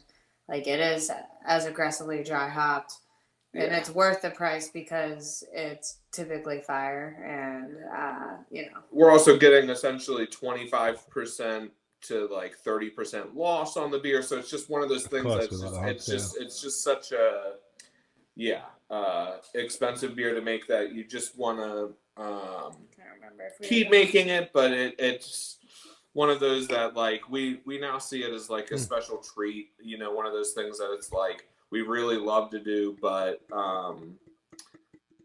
I think our accountants would eventually bring it up if we kept doing it as much as we would like. But yeah, it's just one of those beers that basically it lets us try to kind of pull as many levers into the flavor category as possible. We're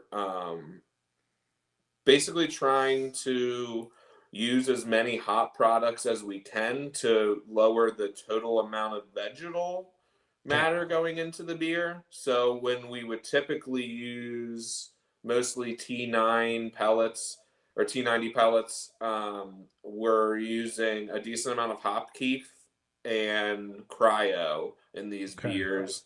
What's in this one then?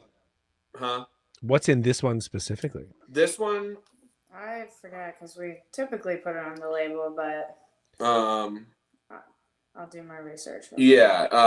Basically, I think this one is 40% cryo hops, 60% T9, and then I think it's largely... So it's Citra early and late harvest, Matoika, and Citra cryo. Yeah, so we use a little bit of the cryo to cut down on the total vegetal matter. So it's around the same amount of hop material that would be in our double dry hop, but because it's cryo, there's a little bit more, the total amount of hops is a little bit higher. And then this was the first beer that I was able to kind of look at the early and late harvest kind of hops. Matsueka, could be butchering the name, but is one of my favorite, one of the original hops I love from New Zealand. Very kind of that citrusy lemon lime, zested kind of soda-y kind of flavor in there that I absolutely love in a beer. Stop it.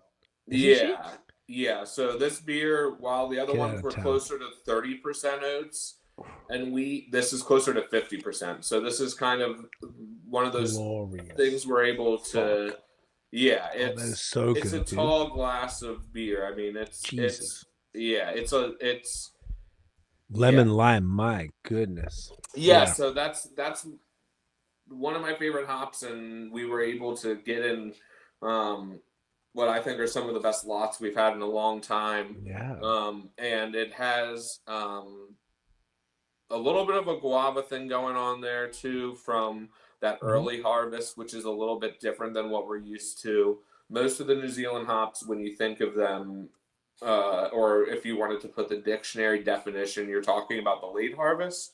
That's like late harvest New Zealand.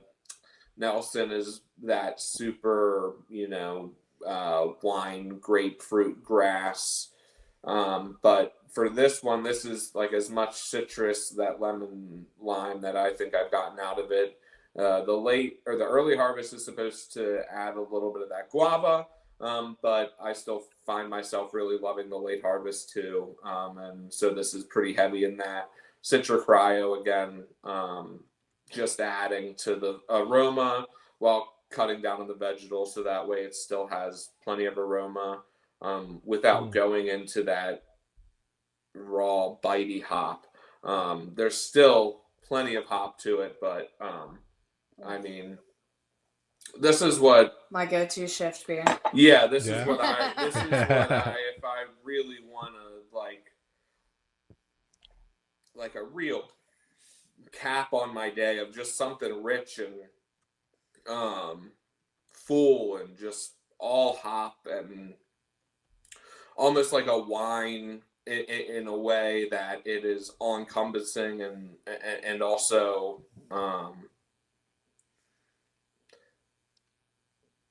just I'm drawn back to it. Like I take a sip and then like a few minutes later I'm like, man, I just want another of that. And it is very full. It's a very filling beer, but man, if it isn't the the nightcap beer, I'm just like, man, I just want something to put me over the edge. And we tend to make these a little bit higher ABV. Again, I like 8.2. Yeah. So while most of our IPAs are going to be at that right at 8, I like to have a little bit more to chew on the more dry hops I'm adding. So yeah, this one's great zone. Yeah, it's almost a full 2 Plato higher of a starting gravity just for that to end up as dry as all the other ones, but it's just needs that little bit more to bite onto.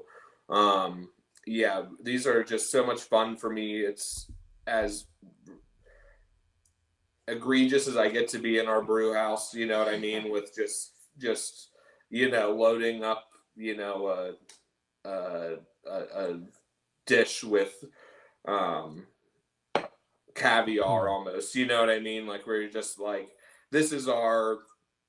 we apologize for the price. It's gonna be the most expensive beer we make. There's just nothing we can do about it. So if you are buying this, you're kind of accepting that price point, and we promise it's worth it. It's our least profitable beer by leaps and bounds, but it's just one of those that I'm just like, man, if I want to have something like this fresh. So we're literally making one every 2 months, so that way, or releasing one every 2 months, so that way you're always getting that, kind of hyper fresh product. I mean, again, this is 2 months old, and I still pretty, haven't had it in a little while, but it holds up as well as I would hope.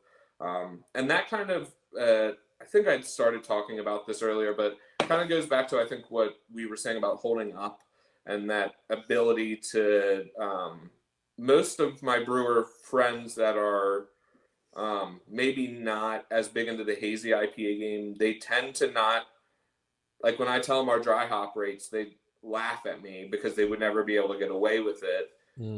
But I do feel like that, to a certain point, maybe not 8+ pounds per barrel of dry hop, but like you do get to a certain point where you're also adding to a little bit of you're giving it a little bit of longevity by providing something to chew on. And I think one of the biggest beers that I think even they would kind of say is like Hop Foo at North Park Yeah. North Park, right? I'm pretty Yeah. sure, yeah. Yeah. They talk about how they designed that beer essentially to be judged at these beer events. And they would dry hop excessively, basically knowing it was going to sit in a room for 2 months. And, you know, their beer would be out of The just freshest. pure having their so much dry hop to it. It would be the best beer because it's way hoppier than all the other ones. And 2 months later, you're not going to be able to tell how fresh it is. It doesn't matter. It was at a competition blind. And so this one has the most left on it.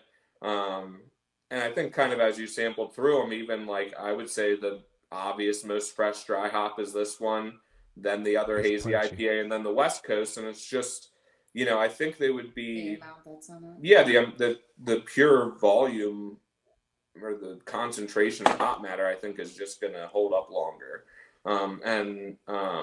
You know, this is gone completely from our tap room. Hopefully gone in distribution as well. You know what I mean? But like, I'm still like, hey, 2 months old. Oh, it slaps, dude. Yeah. I'm getting those hop burps. You know that whole shit where your whole sinuses are just taken up by it? This is Yeah. money. This But is it's the money. best taste when you burp. Oh yeah. Isn't it though? Oh man. Nothing beats hop burps. They're the Yes. best. And if a 2-month-old IPA, and this is kind of coming back to what we were saying earlier, and I was telling you guys off air that thumbs up, it was holding up incredibly. If you didn't tell me it was 2 months old, I would never have known. And this one too, I didn't even think about.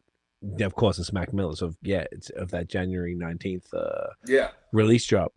This is money, and it's got that same level of hop burps that I would expect from a 1 to 2 week old Yeah. beer, and it's fantastic. It's so big and bold, but like I think 8.2 is a money zone. 6.5, excuse me, for the singles, and 8.2 for the doubles. There's a few breweries up here. Funnily enough, those two exact percentages are all they do Yeah. for all of that.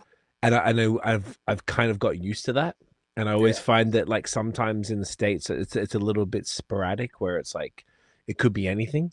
And I find that 6.5 is just that's where it needs to be for a single, and then like 8 to 8.2 for the doubles. Because people like 9.5 for a double. I'm like, oh, that's kind of a triple at this point. That's Yeah. wild. Yeah. You know what I'm saying? Anything over 9, I feel like has to be a triple. Yeah. That's just me. Yeah, I agree. And because it treats you, I mean, you feel it like a triple. Oh, yeah. And there's like it's almost just like a mental positioning of where the beer is supposed to be. Westies are all over the place, and that's I kind of like. So you had 7.4. That to me wasn't like really out of bounds. That was like kind of like, yeah, it's about kind of right. It could be anywhere from 6 to 7.5 for a single, maybe. Yeah. That's kind of pushing it. And then either way, I feel like you've sort of nailed the exact zones, which I just find it funny that it's those two exact things that in Canada they do hear a lot. So it's and 2 months old to be that punchy with straight sinus hot burps, I'm like, glorious. It's cool. So it kind of goes back to what I was saying with philosophy. I think for us, we learned our beers. I think kind of I mentioned it. Henry with Monkish learned his beers. It's one of those things that I think you got to know what you have. So we have beers that we're packaging maybe 2.5 weeks or 3 weeks old on occasion, and most of the time we're right at the 3-week mark for pulling it off hops. But we actually have we hold every beer a week after we can it, because we feel like the most difference I'm going to notice in the beer is in that week. But I don't want you to notice that as a consumer.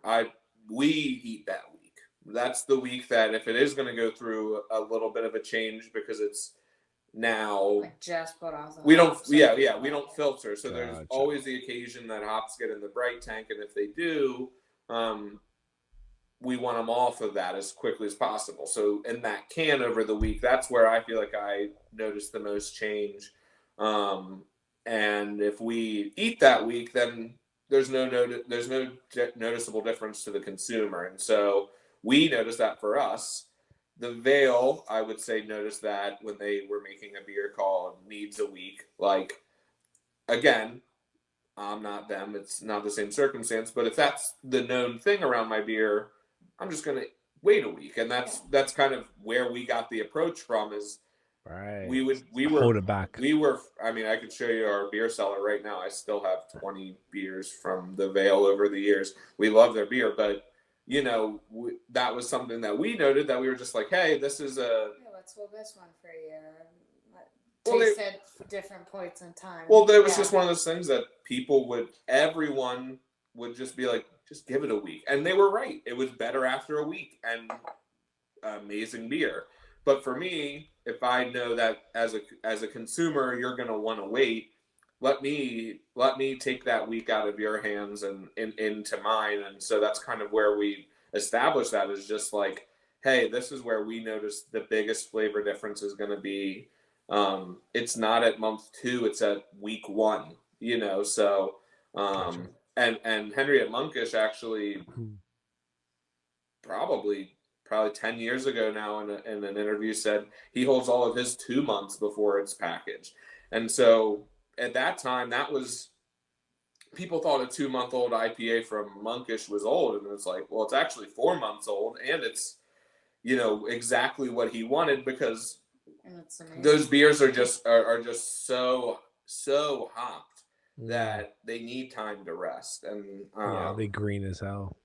Yeah, and so this sort of beer specifically, you know, we want to age that till we feel like it's right, because that beer at, you know, day 14 of, you know, 14 days after brewing is way different than it is now. And really, this is as, you know, luscious of a beer as we're going to make. And so for that to be, you know, kind of at the peak of price point and time and energy put into it, like, it should be the beer you want it to be from day one. So the least we feel like we can do is just sit on it.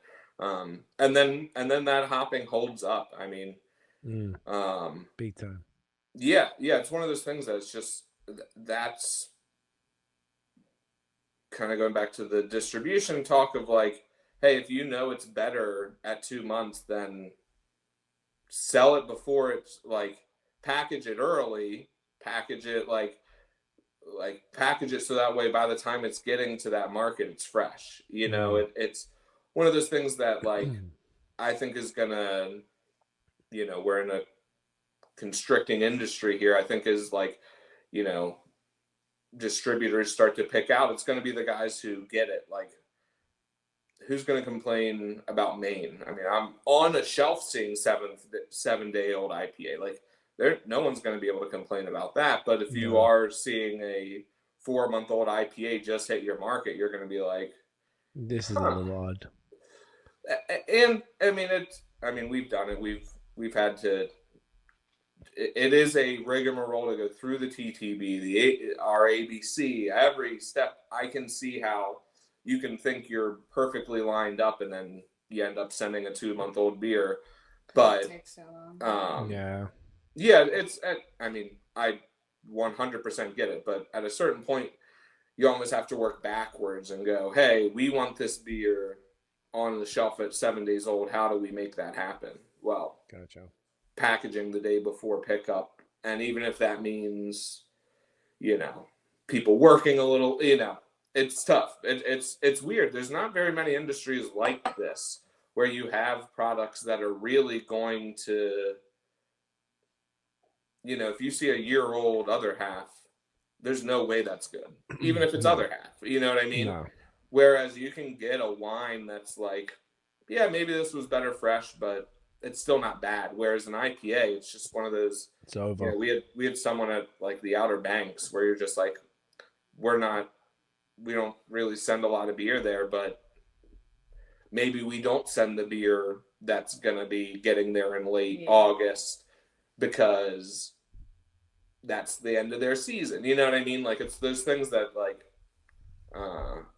you never thought you wanted to open a brewery, and you're like, I never thought about how, you know, what the beer downstream is going to look like. Like, again, it was never in our original plan to go to the Outer Banks, but, you know, it's one of those markets that's like, over the summer, man, they need they need beer just as much as anywhere else. But it is like this little, it's like the northeast corner of the state. It's kind of isolated because it's hard to get in and out of, and so it's this kind of quirky little market that's like people love beer like there. but like one brewery on the island or something. Yeah, I mean, I think it's truly like, if you look on a map, there's one road in, one road out, because it's just so kind of spread out that you're like, yeah, it's what I think makes the beer industry fun, is like, you think you got everything nailed, and then you're like, nope, you're nowhere close.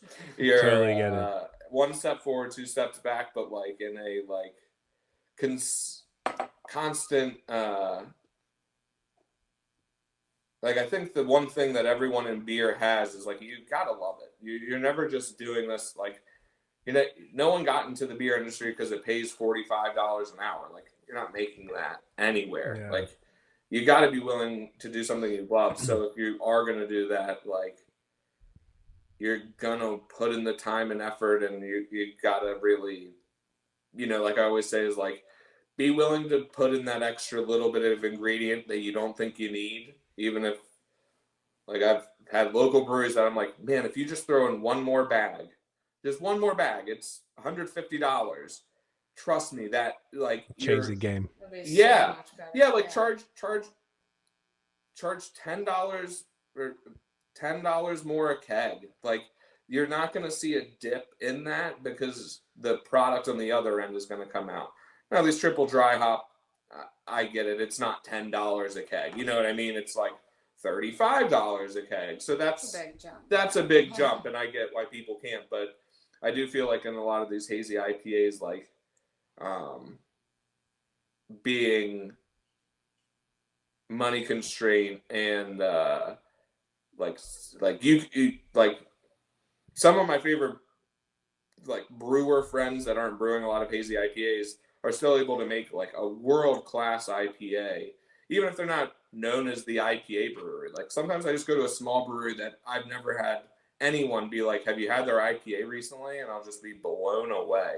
Like, our one friend's brewery locally, like, amazing IPA I had the other day. No one's really talking about them, but it's like, you know what I mean? Like, they're just really process oriented and understand getting a good hop lot. Like, you know what I mean? Like, Guy, can I just pause for 1 second? Yes. I'm about to piss through my nose. I'll be 2 seconds if you guys need to take a break, and then we'll be back in 2 seconds. 2 seconds. Thank you. Yeah. And we are back. Apologies, Nick, for having to cut you off there, my dude. No, you're great. We break the seal. We're drinking this insane beer, this phenomenal shit, and everybody needs to go. But I don't know do you remember where you were, or shall we get?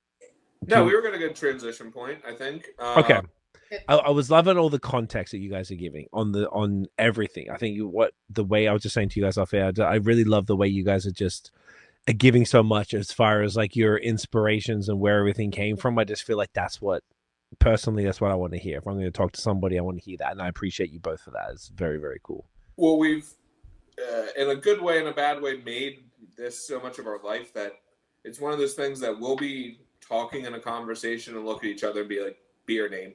Like, it's just one of those things that, like, everything in life is a beer name. Everything. I mean, that could be the podcast episode name. Do you think? Maybe? Yeah, I mean, it'll be like just beer name.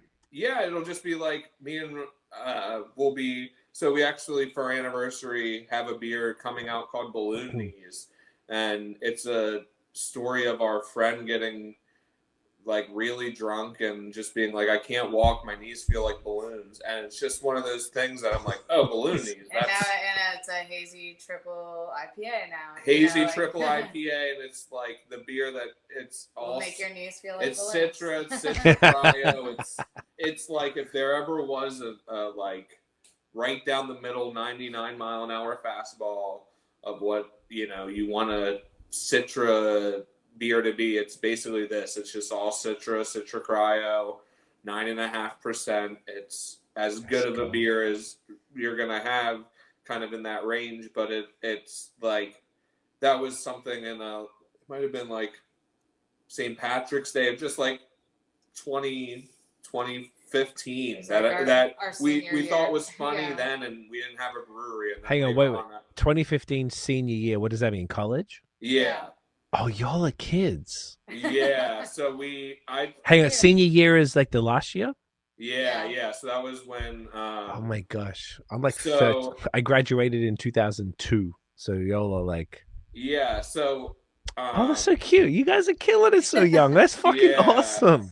it's You guys are so funny. young to have a business for 7 years that's doing so well. That's so cool, man. Good for Yeah. you We guys. started very, very young.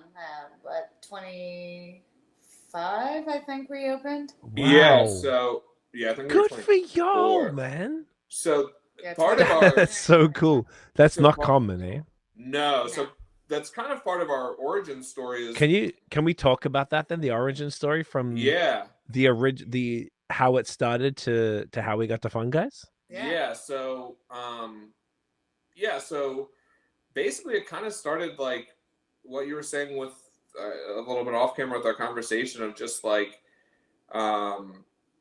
it was something that I had. We were in college, so we didn't have a lot of money, but it was something we were enjoying. You know, having like there was a beer in my hometown. It was a strawberry wheat ale that they blended with a Hefeweizen, and I really liked the Hef, and I really liked the strawberry. And then they had something called the mix, and it was this thing that like you had to know how to ask for, and it was like this weird, wacky kind of combination. But it was essentially my first foray into not macro, made 100 barrels at a time, kind of generic lager. And kind of through having that, I think I had told my dad kind of how I liked that, and for Christmas he got me like a brew in a bag Yeah, like- homebrew. I think it was like extract, literally. Like, Oh, yeah, no, we, the first we boiled it on the liquid stove extract top, one? and then it was a beer. Like Yeah. Yeah, and the first one was an amber that, as everyone says, was serviceable enough that you know you were You feel like you can excited do by- it. Yeah, and then I was Empowering. immediately like, man, this is good, but imagine if it didn't sit in a box for 2 years. What if I had cracked the grain myself? And so I'd gotten that for Christmas, maybe like 2014. 2013, yeah. Oh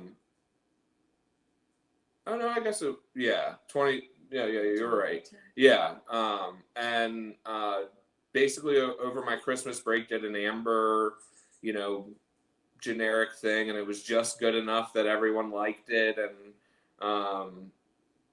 but we were living in Pittsburgh in this old house, and basically it was like the absolute worst conditions for trying to homebrew. There was no central air, so each room was heated by like, you know, space heater, and then air conditioned through the you know, a box fan in your window, and there was no outdoor area. So I literally There was no hoses to cool down, so we had to cool down in the bathtub. Like, Yeah, It it was was like boiled. snow or like, something. rigged. Yeah, it was. I boiled on a like old 1960s gas stove, and Like the basically, coil top. The Yeah. electric Oh, the coil. coil? Yeah. oh Ooh. yeah. It was, I had oh, those. Yeah, no, it I've wasn't had a those. gas Well, you stove. got to Yeah. bring your own like aluminium fucking shit that you put Yeah. underneath it. I'm surprised that we didn't scorch a wart every Yeah. time. But And then we had no way of That's cooling it amazing. down, so I basically would ask my roommates to give me 4 hours in the tub and cool down a beer. And Did you Relax should bring? and ice. Did you bring? You brought in Toronto when we did it. We weren't like you guys. My friend and I, my original co-host, we used to go and get snow from downstairs and bring the snow and put the snow in the bathtub, and then put that around the thing. we didn't even have like a yard. It was just a house. There was no room. It was just Concrete, in the yeah. middle Nothing of else. downtown Pittsburgh. And so I would basically take my like frozen chicken in there and throw it in and just try to like anything to keep it cold. That's so Like a cool. cold bath. Yeah, and just That's try awesome. to cool it down as quickly Frozen as peas possible. and shit. Yeah, Yeah. exactly. And then Wow. luckily at the time there was a homebrew blog that basically was like, if you don't have, you know, most people were like, just leave it at room temperature, and it was, you know, whatever their house was.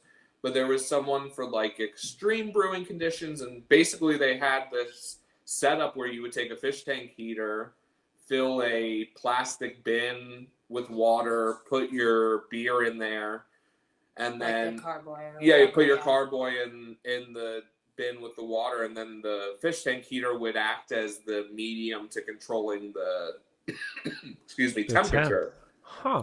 And so I had in high school, I wanted to be a marine biologist. So originally I had a fish tank, and so I had this like tropical water fish tank heater, and so it was like to the degree, so I could, even though I had everything else was awful, I was able to, basically the only thing that really matters is control fermentation.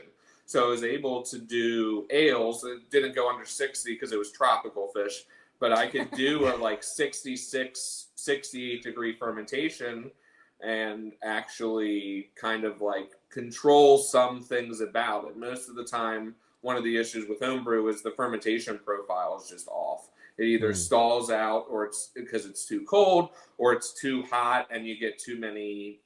You get a weird lager with all these esters and phenol. You know what I mean? Like, so I was actually able to do what matters the most in the beer and control the fermentation.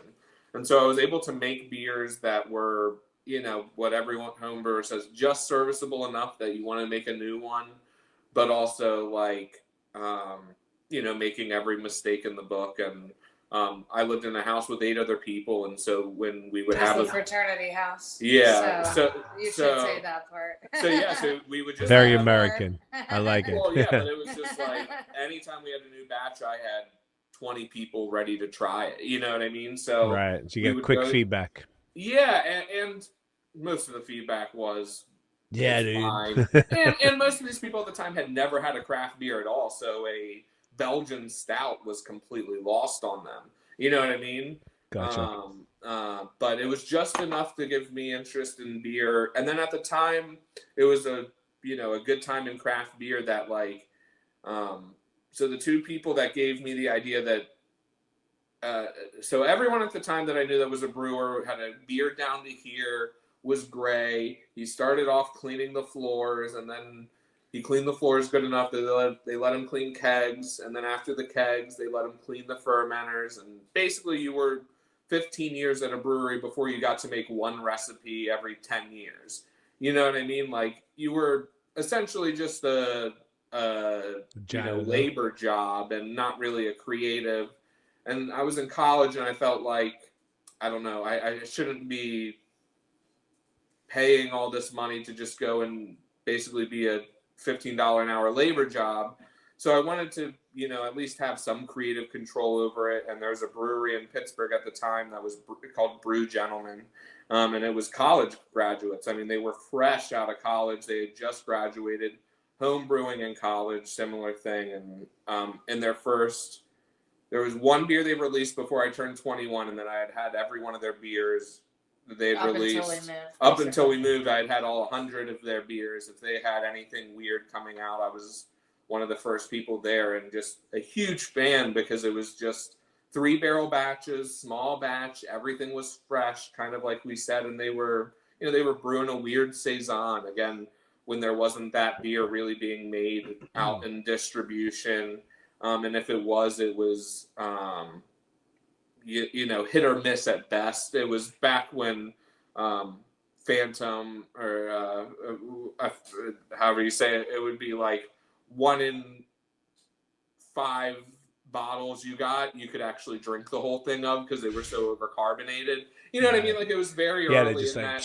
It was early in that like full distribution model, and they were just hit or miss. And so for this local brewery to have a really great saison, we were very lucky. And then another brewery, Bissell Brothers, opened, and again, similar story. 24-year-old, the only brewer I knew that wasn't there from working his way up. Slowly working your way up, which is nothing against it, but just I was too creative to spend 20 years basically doing that, and that was the only model at the time. And so so just kind of seeing other brewers kind of just start small and work your way up, that was like, oh, okay, I can do that if I have my own recipes, if I have my own plan, if I do things a little different. And then there was a few other breweries. There was a brewery called Dry Log in Pittsburgh doing 100% spontaneous beer in 2013. 100% unheard of, making beer with a story, as I like to say. You know what I mean? Like, they have this beer called Relic that they cut off a little bit of the wood of this 300-year-old ice chest from, you know, Belgium, and they isolated a Brett strain, and then it became this Relic beer, this old chest that they were able to isolate yeast. No one's doing that. You know what I mean? There was like beard beer from Rogue, From who Rogue, I had that. isolated Brett strain from a guy's beer. That you know what I mean? Like, I love a story. Almost all of our beers have a name and a story behind it, and it's, you know, basically, like I've said, nostalgic beer drinking to me, and that was one that, again, those beers always had a story. And so we found these like 3 breweries, Bad Heads, Dry Log, and Brew Gentleman, that just made these beers that were like ahead of their time, basically. You know, Brew Gentleman was doing like a world-class Weizenbach before, and I still don't think they're that popular, but just like to have that in my backyard was crazy big into my beer experience. And so Pittsburgh has this like time and place for me. It's still one of my favorite beer cities. And a big inspiration for us to be like, okay, these young people could do it. Like, why can't we, sort of thing. And that's kind of where he was like, all right, well, I need to take.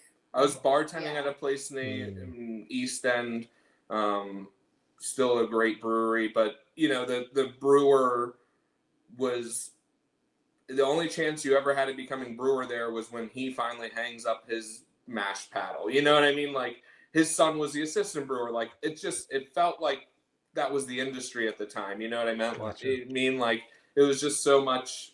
It wasn't popular. So it was just like, you work that job and you find a brewing job you like and you stay kind of there. And, you know, there wasn't really that like start your own brewery aspect. It was just like, hey, I was able to get a job doing what I like in this weird industry. And so I started home brewing and just kind of kept that model of brewing a 5-gallon and splitting it into 1 gallons. And we would do these sampling events in Pittsburgh, my hometown of York, and in Rhode Island, and basically just treat it like a blind taste test.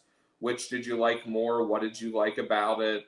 What was this? What was that? Some of them were just straight up pick the dry hop combo, and it would be Mosaic and Azacca, Mosaic and Amarillo, Mosaic and whatever else, and whichever one did the best was the next batch, and then do the same thing. And so I always kind of kept a scientific approach to it of like, hey, not everything has to be set in stone. Like, we can play around with stuff, and that's kind of where Funguys comes from, of like wanting to play around with stuff. And I'll get back to this story, but just in our work, one of our beers, when we went to make our first seltzer for Mac Miller Day, we called it Cool-Ade and Frozen Pizza, and we wanted to make a beer or a seltzer that wasn't a clear lime seltzer.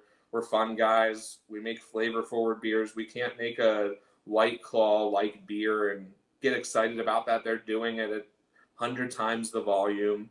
And so we wanted to make a seltzer. And so the first one we did was Cool-Ade and Frozen Pizza. We just didn't want to get a C&D over calling it Cool-Ade, so we called it Frozen Pizza. And so that was our first ever seltzer. It was a Cool-Ade hard seltzer. And to me, that's nostalgia to me, as a Cool-Ade hard seltzer, as a Cool-Ade on the beach. Like, that was really what I like when we went to the pool growing up. It was who had the Cool-Ade jammers and kind of all that stuff. And so when we went to make a seltzer, we wanted to make something that was flavor forward, but also still what we felt was unique to us. And we wanted to tie it in with the Mac Miller. Hold on. Sorry, the dog has to go. Hey, the pup. Yeah, she got to go. She got to go when she got to go. I'll keep going here for a minute. No, you're good. So we wanted to make a clear we still wanted to make a kind of traditional seltzer, but do it our way. And we really kind of just settled on something that was going to be unique to us. And we did a frozen, we call it frozen pizza. It's tropical punch Kool-Aid. It's the typical Kool-Aid that stained your pitcher growing up, you know. Yeah, it's just one of those beers, whatever you want to call it, seltzer, that is just like, for us, if we want something on the beach, something easy drinking, and it's refreshing, it has all that stuff to it. And that was our first seltzer. We really loved it. But as everything we do is we kind of riff on stuff, you know, we'll do something else. And I finally had sold out enough companies of their Kool-Aid fruit punch that we needed to find another flavor. Okay. And so eventually we kind of found grape, cherry, and then this last one that you have here is blue raspberry lemonade. So it was the first one that was really kind of hard for us to find, and it took years. But this is Bussin. So this is our great name. Yeah. So perfect. Actually, Matt with Funktastic came up with the name as like a, you know, we had always called Kool-Aid beer frozen pizza, but he wanted to do something that was like a little bit more with the actual style of the beer. And yeah, we just figured out on the name. So fun. So it's literally it's Gen Z is gonna love it. Oh man, it's one of those beers we just take to like a beer festival. We have these mushroom glasses that we I was gonna say that's what I knew you guys for, the mushroom glasses. Yeah, so the mushroom glass, and then we just take either this or the frozen pizza, and we just set it out at these events and just go, this is what people are gonna, oh, you have the blue beer, oh, you have the red beer. It's one of those things, you know, the eyes eat first kind of thing. And stands out, man. Yeah, it's just one of those that it's also like we don't like water it down or anything like that. It's exactly what it says it is. It's Kool-Aid. And this one specifically is my favorite. I love blue raspberry, and the lemonade just makes it that much more refreshing. So this one here is a blue raspberry specifically, right? Yeah, blue raspberry lemonade. Yeah, it's blue raspberry lemonade. Okay. Yeah, I love it. To me, the best flavor, because we originally made these just to be something at the beach and something easy, and the Kool-Aid aspect of this the lemonade aspect of this just really makes it pop. Oh, there's two versions on Untapped here. I see there's one with you guys, and then there's one with Funktastic. Yeah, right. So this is essentially a collab with them, so we contract brew this and frozen pizza for his tap room as well, but you know, we make both of them at Funguys. Yeah, gotcha. But so frozen pizza originally is ours, and he just loved it. And then this one, we've been wanting to do blue raspberry lemonade for a while, and then he was like, I like that idea too, so we just like basically made it a collaboration. Yeah, his team did the label design, and we loved it. So yeah, it's just this was brewed at Funguys, though. Yeah. Yes. Yeah. Gotcha. Okay, I mean, look at this shit. This is so personally, like, we have this thing. It's like almost like a joke. We call it like innovation in beer, and the joke is I like innovation to the point of ridiculousness, and anything that's ridiculous in beer, I don't take beer, because it sounds like we all got into beer around the same time. I'm not a traditionalist. I love traditional. Give me a fucking Czech Pilsner or Luca, and I'm gonna cry. But I love a fucking ridiculous blue beer. This is so fun, and I feel like this is the type of stuff that's gonna introduce a whole new market to beer. Oh, yeah. I see so much value in this personally. Like, I think it's just we're getting drunk, bro. Who gives a shit? Like, let's have fun. That's what drew me to you guys, by the way. Like the mushroom glasses, the name, which we also need to get into, and just all the fact that you're doing killer haze. Everything we've had tonight has been like no word of a lie, like A1. Like the Westies, the haze, the Crispies, and now this ridiculous blue shit. Like, this is fantastic to me. Like, this is so Thanks. Yeah. I Yeah, love it that's that you what- that don't take yourself that seriously, where you're like, you clearly both know a lot about beer and you take beer very seriously, but you also are willing to do something as fun as this, which I don't know, but I have just a lot of respect for it because Well, if you couldn't tell, all of the beer knowledge is mainly Nick, but I picked it up along the way from being the person who just cleaned all the homebrew equipment to eventually having to step into the lead brewer brewer seat. role. Yeah. I was not the head brewer, but we could talk about that story. So yeah, I you want, but- tore my meniscus twice while brewing, and she essentially got I'm gonna drink thrust. some with Blue this. Bees. Yeah, yeah, absolutely. Yeah. Cheers. Cheers to Blue. Mm. Yeah, this one is. Oh, that is so good.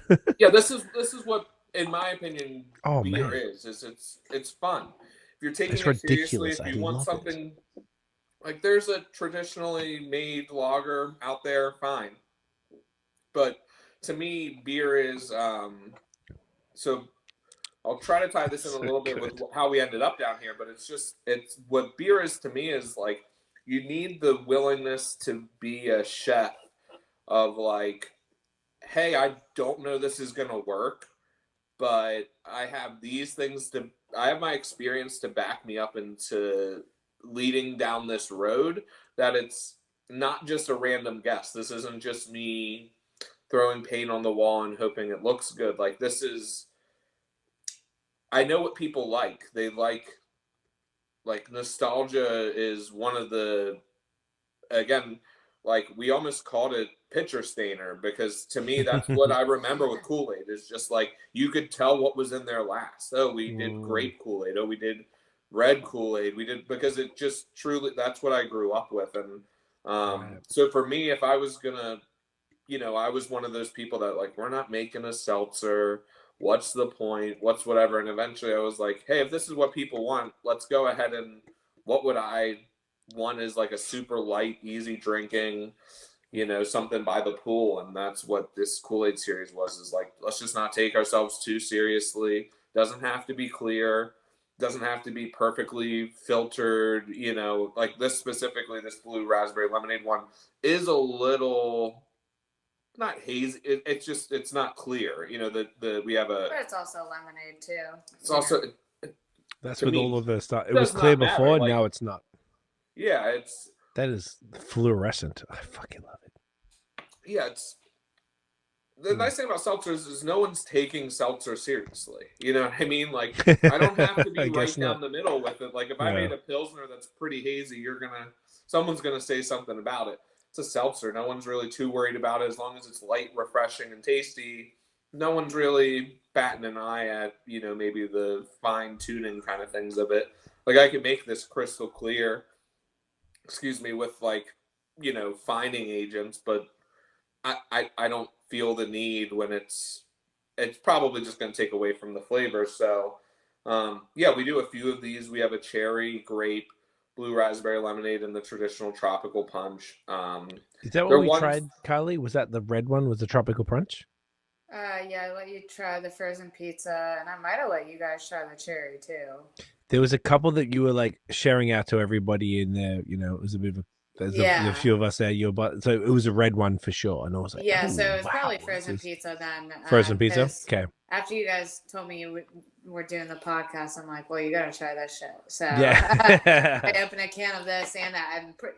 This and the frozen pizza. But I know you were talking to the other guy at the bar, and at least let your girlfriend try that one too. So yeah, these were super fun. They're again, it's at the end of the day, no one's a bigger critic of our beer than I am. I can trust me. No one is. Ask her. No one is. Say you want to know what he said off camera. I literally, it's one of those things. He said our beer is really good. Yeah, so. I'm our biggest critic, and where I'm just like drinking a beer and not like trying to make sure there's nothing, no off flavors, no whatever, and I'm just like, hey, let me try this beer and make sure I can reflect it to your audience. Like, I do stand by like almost like what we like. It's a lot of these process things. You're like, I could be doing it different. Should I be? Why or why not? And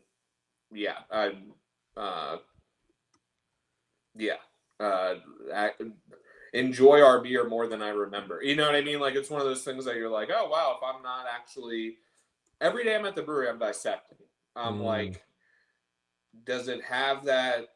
Like, sometimes you can tell oxidation off the canning line. Like, you can just it has this thing of just like, I can tell. Maybe it's not in 2 weeks, maybe it's not in 6, maybe it's in 9 weeks, but there's certain things you can tell that just like aren't going well or something. But most of the time I'm just trying to make sure everything's going well, but not necessarily sitting back and going, what do I think of this beer as like a beer? And having these beers, are specifically the seltzer, I've always liked, but like the IPAs and stuff are a moving target, in my opinion. You know, I find my palate tends to change over time, but this was nice to like actually get to sit around and just kind of like try your beer, kind of like without being too over analytical with it. But yeah, these just enjoy it all together and like think and about it a bit, but that's not. why I said I do it more often with shift beer. So I'm like, what am I in the mood for that's tonight? I do a lot of our After driving. Yeah, he's driving, so he's not drinking as much as me. But yeah, so I actually, specifically this one, could see myself drinking a lot of this because it is just so refreshing. And it's not too sweet for a seltzer. Like a lot of, sometimes you see, like, we were talking off air about coffee and about like how like it tended to be a little bit more sweeter in the States. And I feel like this isn't overly sweet, even though Cool-Ade, I don't know if you guys realize, like in Australia, we don't get Cool-Ade. So there was this place in Melbourne called USA Foods, and we used to like, it was like a mini supermarket. I don't know, like 300 square feet type thing. And they would just have all American stuff that they would import, and you would pay out the ass. So we used to go and buy Cool-Ade and all. Like, I think we went there when we were there. You went to Australia? Maybe. Yeah. Yeah. Where'd you go? Melbourne? Did you went to Melbourne? We were there. We flew into. My mom's wherever Steve Irwin Zoo is. Oh, that's in up north. That's in Brisbane. But yeah, Brisbane. Well, not Brisbane, but up north, yeah. Then we traveled down, and then we snorkeled in the Great Barrier Reef. So that's all in Queensland, which is the Florida of Australia. We great place. I want to say it was Melbourne. Yeah, basically. We hit Melbourne's all the way south. Spots. Yeah, we basically up north, down south, took a train. Oh, you didn't and know? Ended up in New Zealand before we hopped. So of course now but that's why we want to go back now. That was our 20-year-old days before we knew about beer and all back in there fun stuff. Yeah, I did the same thing. So going back to kind of actually the seltzer, I overanalyze everything, and so for the seltzer base, I actually think our process is like excellent because what we actually do is we make the beer drier, or we make the seltzer drier than zero. So it's actually technically, it's like wine where it's like, it's very, very dry. And so by the time you add back the sweetness of the Cool-Ade, you're just basically getting back to a neutral kind of zone. So like, it's really not over the top, and it doesn't leave you like with that sugary thing in your mouth. Yeah. The one thing that I tell people is like, our seltzers aren't going to be like some new thing you've never had before, but you're not going to get, again, my mom always says beer has a taste to it. She calls beer. I think it's hops. I think there's this thing in seltzer that's like this like wine alcohol kind of buzz to it that most people taste in a seltzer and they don't know what it is. But I think our process going as dry as we do actually allows for you to enjoy the rest of the product. Yeah, because we're adding, I mean, it's Kool-Aid. It's ungodly sweet. So you want something that's not to balance that. And so you end up with this drier than water base. You're able to kind of enjoy all of the kind of flavor on top of that. even if it is sweet. So yeah, that's something we're able to make with these. It's just really not over the top for a lot of the things that I find as an Australian, I guess, living in Canada, where things are a little sweeter here, then you go to the States, a little sweeter again. Like this Yeah. is so like reasonable, where Mhm. it's like it's definitely sweet, but it's not like sometimes you have stuff you're like, Jesus Christ, like relax. But like Yeah. this is very like approachable and about Kool-Aid that people, I don't know if everybody knows, but you put a cup of sugar. And a cup of sugar is not small. When you get Kool-Aid, it's just colored fucking liquid. Yeah. And then I didn't know this. Once again, I was in my 20s when I discovered this USA Foods place. I'm buying Kool-Aid because I saw it on TV. And then you put it in the shit and you're like, oh my God, I put a fucking cup of sugar. That is insane.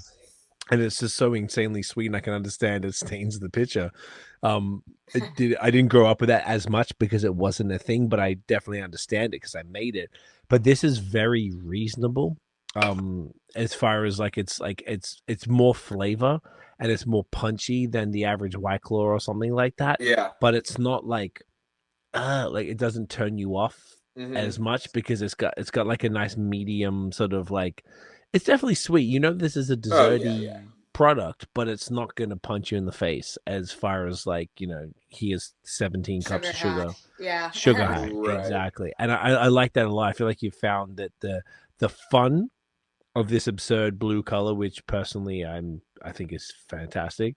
And it's not too sweet. Like I'm obviously crushing this very easily. And it's only 5%. 5 seconds, yeah. Oh, 5 seconds. 5 seconds.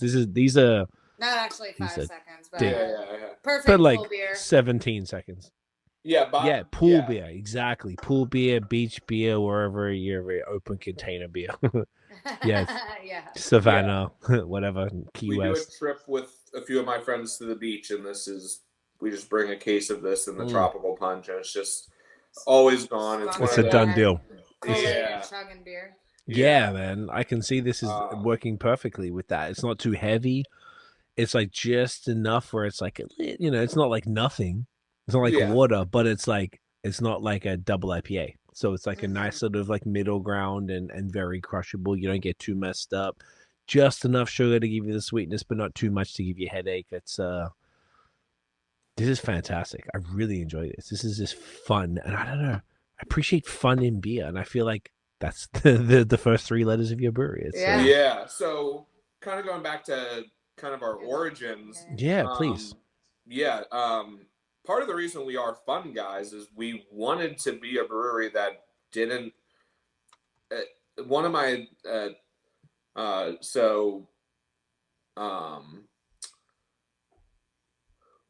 Voodoo Brewery is out of Meadville, PA, which is maybe an hour and a half north of Pittsburgh. But, you know, one of their original first expansions was into Pittsburgh and in an area similar to us. And when I was, and they still kind of do this, I believe, but basically because they didn't make that much of their beers, they would essentially, when they had some available for their stouts, they would say available right now at XYZ locations. We have this beer, 2 bottles available, whatever, come get it. We no reserves, none of that stuff, yada yada.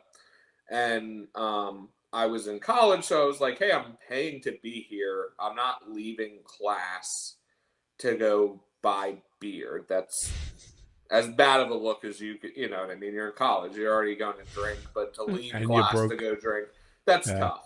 So I was like, I'll just wait until after class and then go over and grab the beer.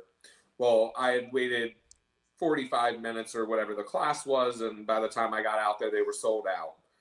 Someone offered me a beer. It was their Man Bear Pig, which I think might to this day might be like one of the like most sought after beers and one of their like top rated, and apparently is amazing. Man Bear Pig, yes, it's so good.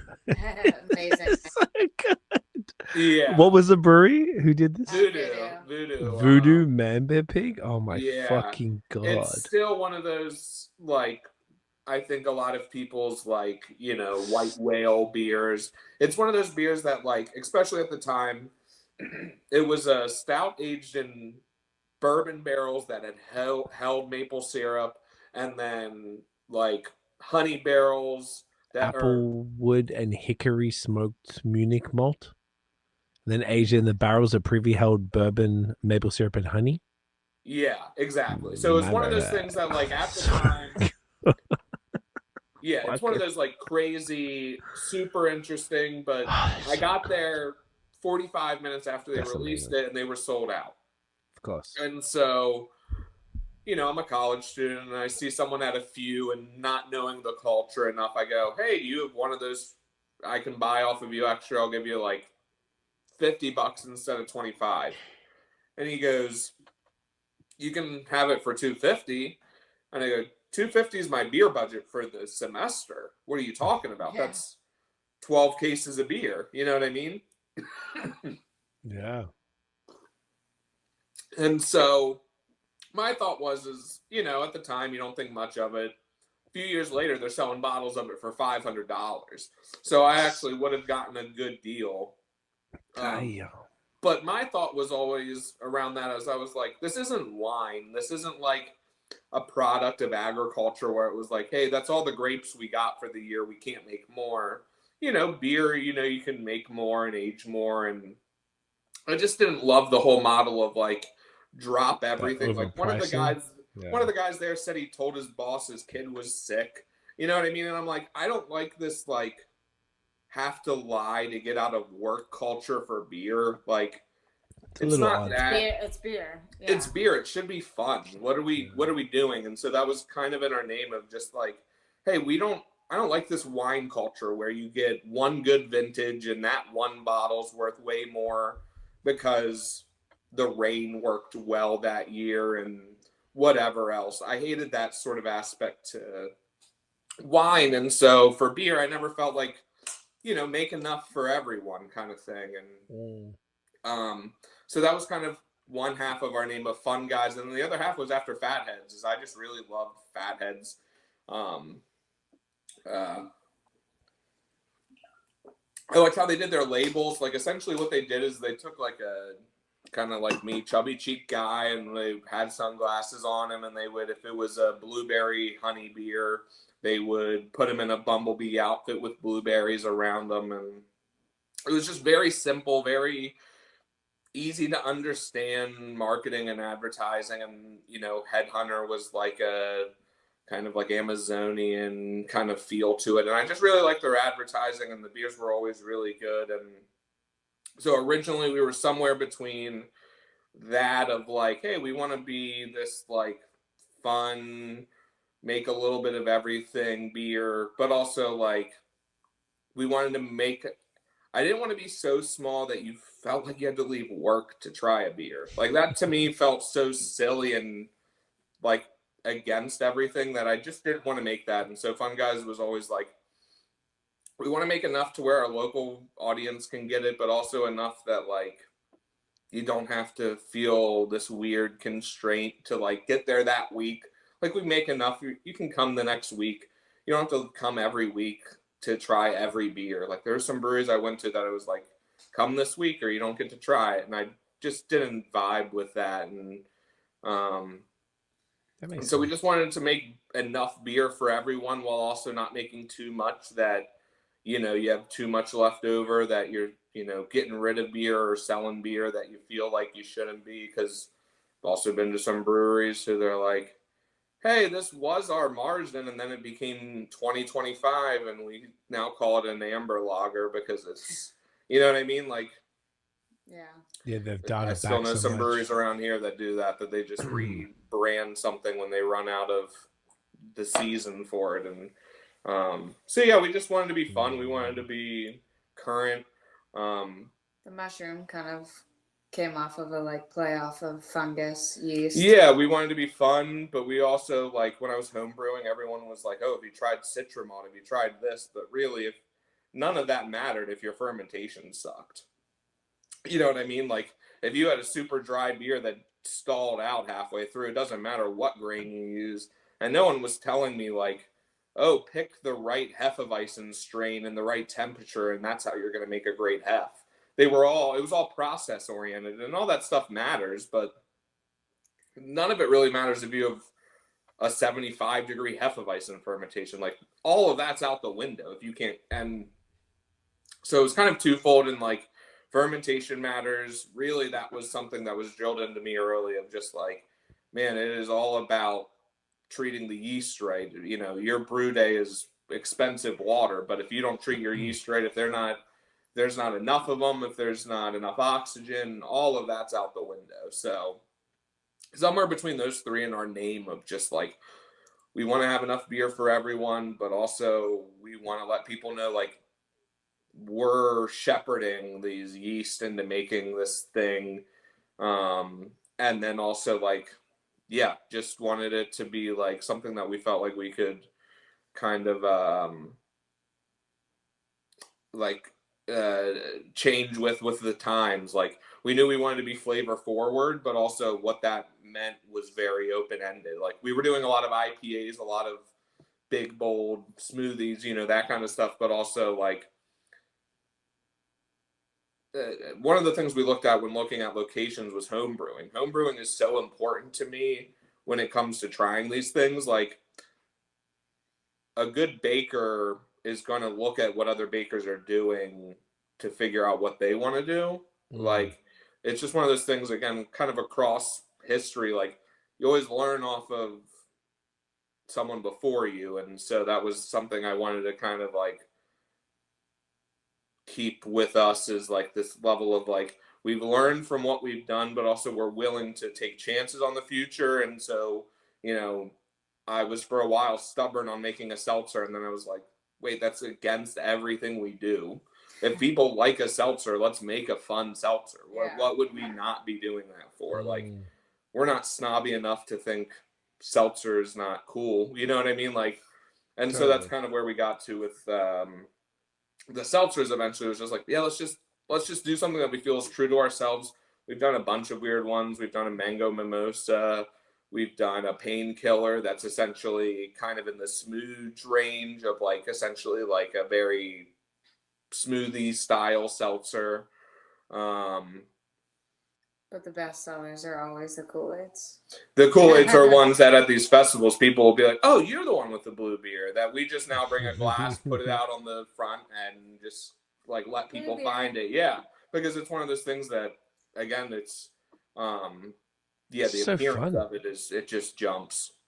And it's so tasty. Like this is just going. This is spectacular. And I don't drink these type of beers that much. It's not because I don't enjoy them. It's just that I feel like they don't really get presented that much. And when they do, I'm like, man, this is just, it's so nice, and this is so well done, and it's just not overly sweet, because sometimes can be a bit of a detractor, where it's like just a little too much. I mean, I guess it depends on the market, but you guys seem to have found a fantastic balance here. Yeah. Well, and even like yeast strain, I did test batches of like 4 different seltzer yeast strains just to find the one that was the driest and the most neutral. A lot of weird flavor, yeah, and it's one of those things that keep it as clean as possible. Going back to the New England thing, there's no secrets anymore. So you've just got to like double down on what you're doing and really believe in what you're doing, and have a conviction in why what you're doing is better, because otherwise you can just follow a recipe online and you know, get something serviceable. But yeah, part of the reason I feel like I can talk for hours about it is because I've also like really, I did so much research on seltzers that you're like, it's got like, I have to do right by this personally, and just like we're a flavor based business, so like this is the flavor I like, so this is what I'm going to stand by. But yeah, we just like kind of, again, going back to Funguys, we like taking chances. We like doing more like weird stuff that might not work. I'm kind of even starting to double down with that, where I'm like, I want to do weird one-off sixtels of stuff just to see what happens, because that was so much of what I did at the homebrew level that like I feel like that's kind of how we got to where we are, that it would not be doing us justice to keep pushing that kind of like, even if it comes down to something like maybe citrus zest adds more flavor stability to a hazy IPA over time, great. let me find that out some way or another, but there's no other way to do it than just diving into it and seeing what you can do flavor wise. Yeah.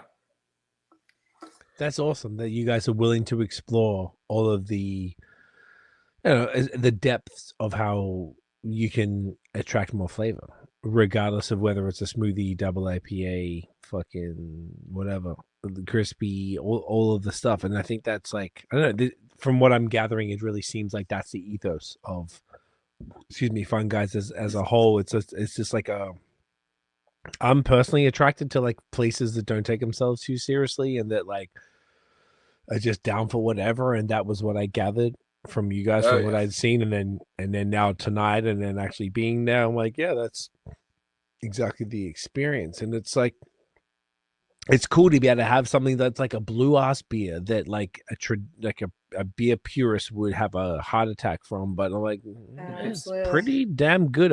It's an empty glass right now. Like that was a genuine pleasure to drink. It was very easy to drink because you've made it so well, and I feel like it speaks to what you both are about as far as both as brewers, and just to be clear, you're both brewers.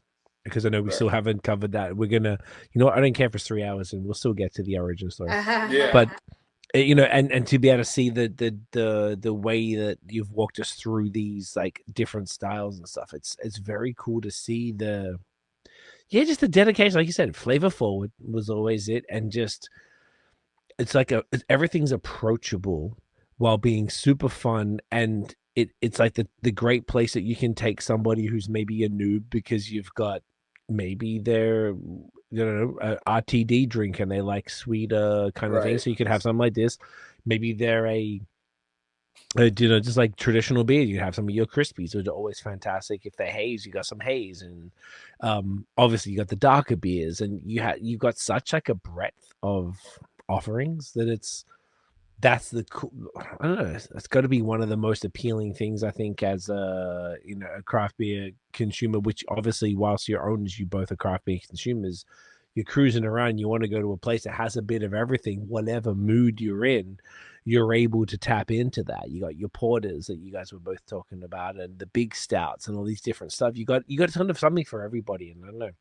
I feel like you've really walked us through this. We still got more. Yeah, we'd like to approach it as like, we want something for everyone, even if you're you like we hear that a lot, but like part of the reason we did the seltzers is I had a few friends be like, "What do you have for celiacs?" And I'm like, "Oh, because they're gluten free." And it's just like one of those. It's a lot of those things of just like there's a lot of things start out as innocent as just like, how can we make this? Yeah, how do we include more people? Just because that's so cool. That's what it's all about, making sure everybody is serviced. That's it. Is like we just want. Yeah, I don't need to. I can go this in depth with something, but most of my friends who know nothing about beer, they'll just say, "Hey, I really like this."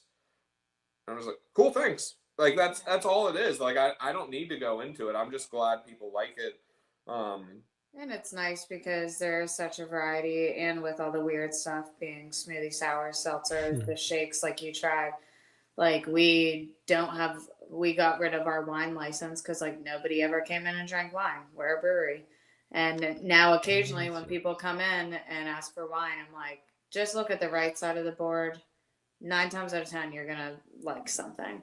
And they end up drinking a smoothie or one of the seltzers, and they're like, oh, this is beer? It's like, jokingly, I'm like borderline, but no, it is still technically beer, is beer. And legally, the way they define it, this is beer. Yeah, so it's nice to be able to find something for everybody on the spectrum, from doesn't like beer to being the biggest beer nerd you've ever met. So the smoothies are. So yeah, we've kind of talked about it a little bit. The smoothies are really, to me, the wildest we get to go. That's where. So yeah, the one we're drinking here it's on like Donkey Kong. We had a group of my college friends that during the pandemic were all looking to stay in touch, and we played a lot of Mario Kart, and so we decided to do a Mario series. That's awesome. And this is one of the ones from that. It's on like Donkey Kong. We recently had stumbled upon a cantaloupe beer that I just hadn't had. Cantaloupe beer? Yeah, a beer with cantaloupe that I just hadn't had in a lot of other beers, and it's one of those things that again I'm just as interested in trying things as the next person, and so we found this cantaloupe, and I just looking for stuff to play with, and so that was this. This beer was my first foray into like cantaloupe. No shit. I don't think I've ever had. I've had a lot of smoothies. I feel like, and I've never had a smoothie with cantaloupe. Those melon flavors are really hard to get a good flavor out of. Like watermelon, I feel like is the hardest fruit for me to get. That's fair, particularly for a smoothie. Whoops. Exactly, where it's being overpowered by so much else. So this is our first kind of foray into that cantaloupe. You know, kind of going back to cheater hops. Our cheater fruit is orange. Orange and pineapple. Yeah, orange and pineapple together, I think, is as good of a combo as you're gonna get. I mean, yeah, breakfast juice. Basically, you can start there with orange and pineapple. Orange and pineapple. And then so for our first foray into that kind of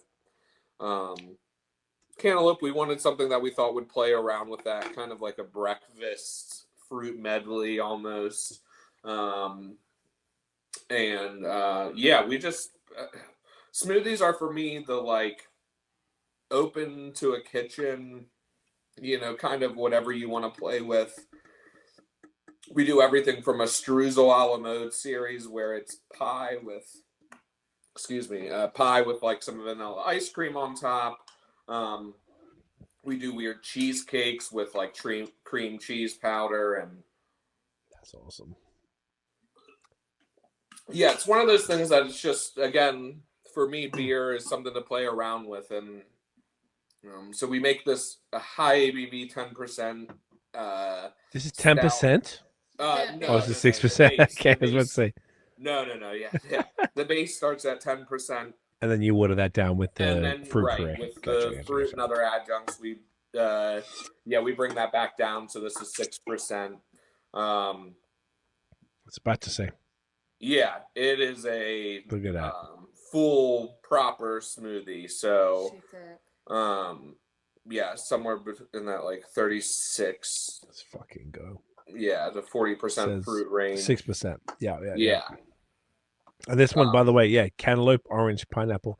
Once again, definitely have not had a cantaloupe smoothie before. And that's how we are. Is we're just that's like amazing.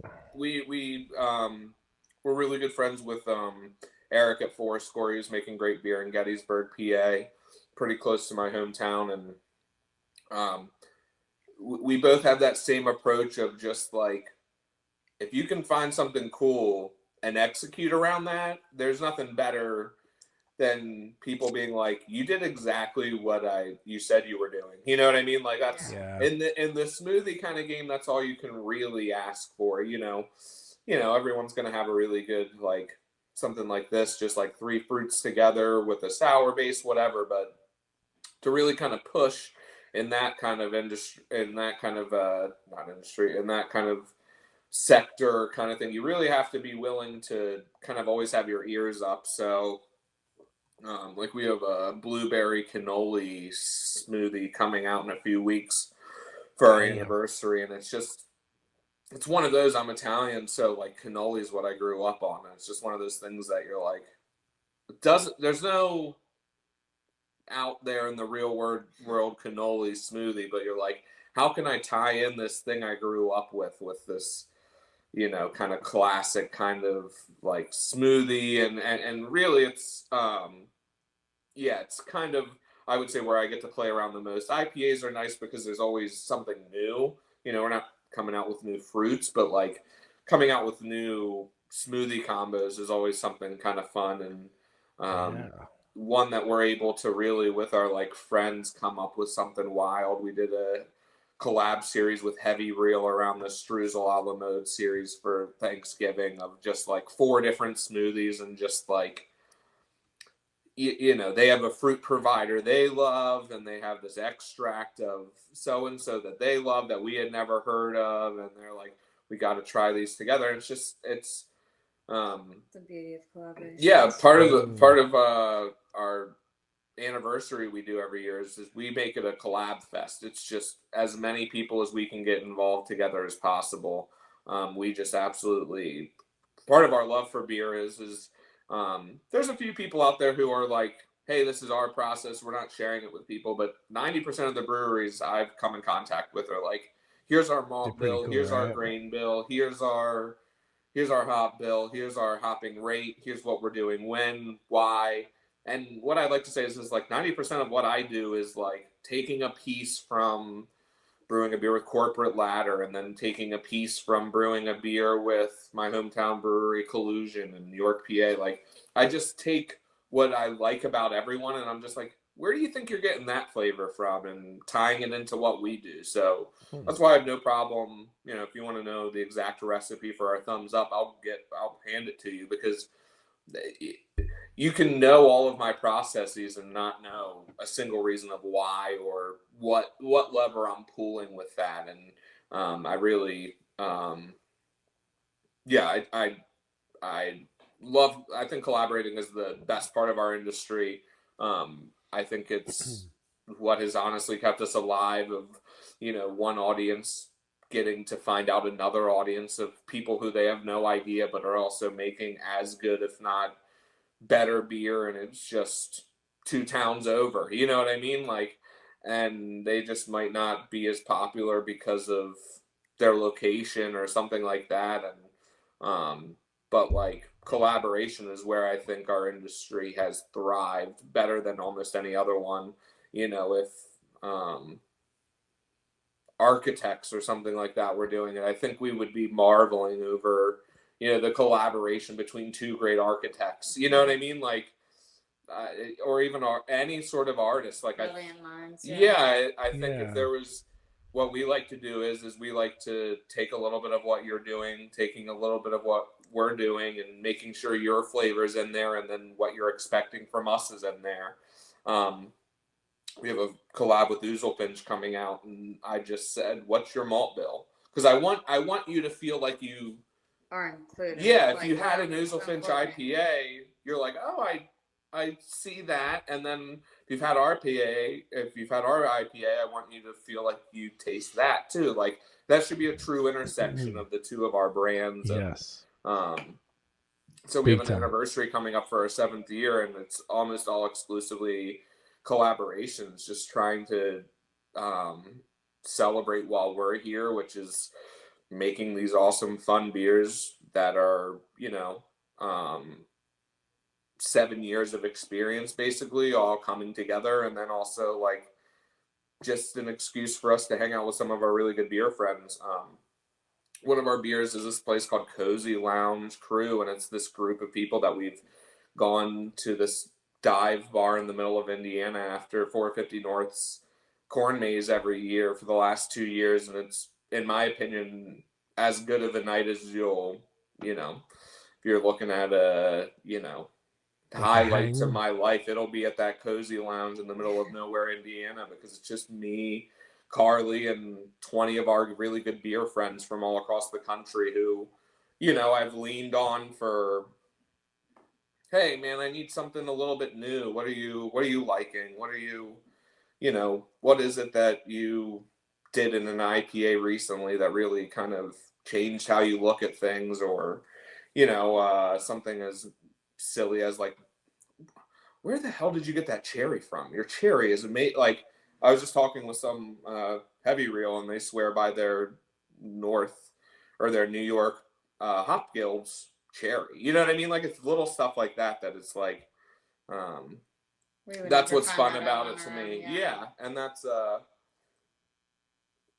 what's fun about this industry is, you know, I doubt you get 2 chefs that are like making their own meal and then like, well, neither of us are ever making this again. So that's kind of how this is just like, yeah, we'll make this once, and if it's good, great. If not, it was a fun little it was a fun swing, and we'll learn something from it. Some of our least popular beers on Untappd were some of our beers we've learned the most from. So, you know, just that little But no stuff. one cares about Untappd. Yeah. Depends who you ask, but yeah. But yeah, just going back to our origin a little bit. Our we wanted to make fun beer that was unique to us, and we felt like putting limits on anything was only gonna prevent us from kind of being the full version of what we wanted to be, which is just like fun one-offs. Originally was our plan of just like whatever we can get at the time, and now we just find we just really like finding another brewery that we like something about and nerding out on it, kind of as we've done over the last couple hours of just like, what is it that you did in this? And they'll be like, you know what it is?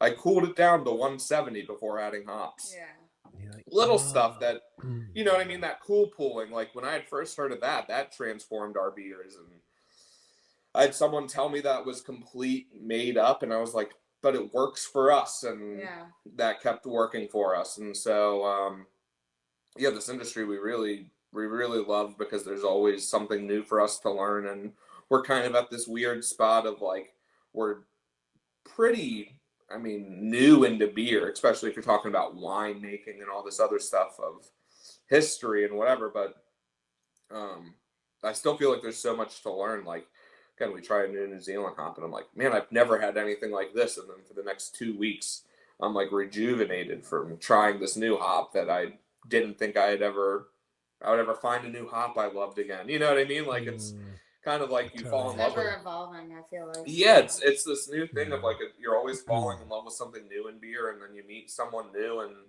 you know, again, like we're not that big. You were in our tap room, like we basically started out as like a treehouse model of like come to our place, have a beer, and then dip.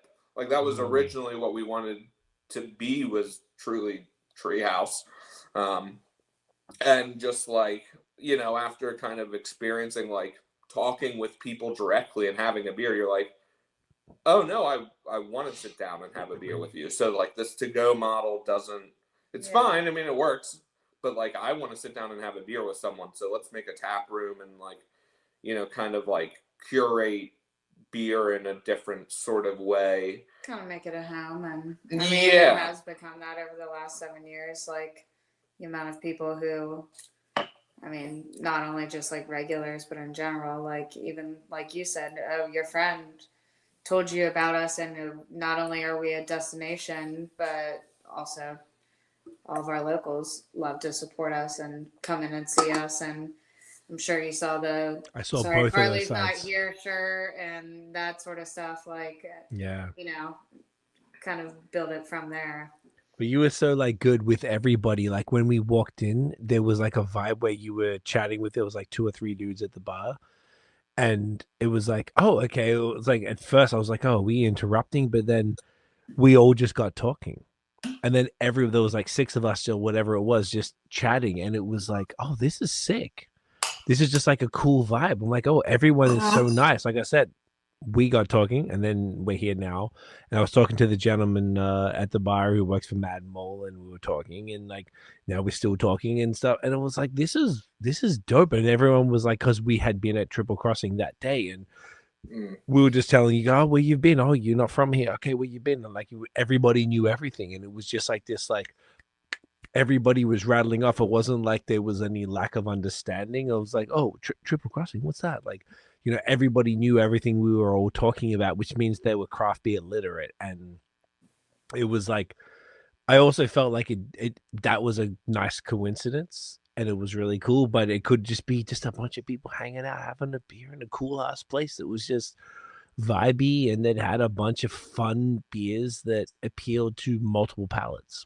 So there was, it was multiple levels. And once again, we got to experience it for maybe an hour, which wasn't enough, to be honest. So I really truly wish we could spend like 3-4 plus hours there. That's the only problem with these quicker trips, but it was enough to make me understand it, to be like, well, one of my people that I truly trust gassed you up so heavy, not to me personally, just online. He was so excited that I When you was name like, dropped him earlier, I'm like, I share his post a lot. yeah, and yeah, you said there was someone else that was similar as well who said a similar thing who came from Rochester when I mentioned his name, and so obviously there's multiple people who are excited about the brand, and that's what you both have created it, and I just think that is like that's so cool that you're able to do everything like a bunch of styles at a level that's like equivalent and that's not like it's like fire to compared to all your peers. That's all. Like, you can go there, you can get killer crispies, killer haze, killer smoothies, the seltzers, the westies, the ambers, the porters, all that stuff, and it's just like really great quality with just like nice people. I don't know. It felt like a community place. That's what I mean. And then and that's always what I don't know. We've been really lucky. Isn't that important now? Bartends every once in a while, but like it's always kind of been the running joke. Like when I'm not there, people are like, "Dang, she's not here." But like, I want it to feel like family, and I also want everyone to feel included. So like, even when you were there, it's like, okay, we were all talking at the bar, but I'm like, let's ask them where they're from. Let's include them in the conversation. You really I don't want did. them to sit at the table next to us and feel awkward And just like they're not included. yes. Or even like there's times that I'll know a couple regulars at the bar, but they don't know each other. And I'll be like, have you met John? You would like John because he likes this, And people always thank me at the end because, I mean, at the end of the day, when I get busy, I can't entertain everybody. So I'm like, here, make a friend right here. Shut up, go talk. You two talk to each other while I do my job, But I do. You did a great job, Kylie. Honestly, it was really cool to experience that, particularly as people from Canada coming into a whole new city to the first time, to the first brewery. Like once again, I'm not joking. We dumped our shit and came straight there. And it was sick. And it just felt like there was like 6 of us or 7 of us or whatever it was. And we were just all chatting and it just kept going. And you made it really like inclusive and you talking to the dog and like. I was going to say the dog is what drew me in, to be honest. The dog changes the game for everything. He's the best. Yeah. Because who doesn't like a good dog? You guys have a beautiful dog too. So it's like, your dog looks like my dog. We're best friends. And you showed us a picture, like, hey, check this. I'm like, oh, you want to meet him, and like, it was just so nice, and because like we came there with this positive, like I'm already excited just to be there, and then on top of that, you were so lovely, and then everyone else was so cool because you come in, you feel like, oh, you guys are all talking. I don't want to interrupt, like whatever, but then you go, no, and then we all just end up talking, and it was like, oh, this is.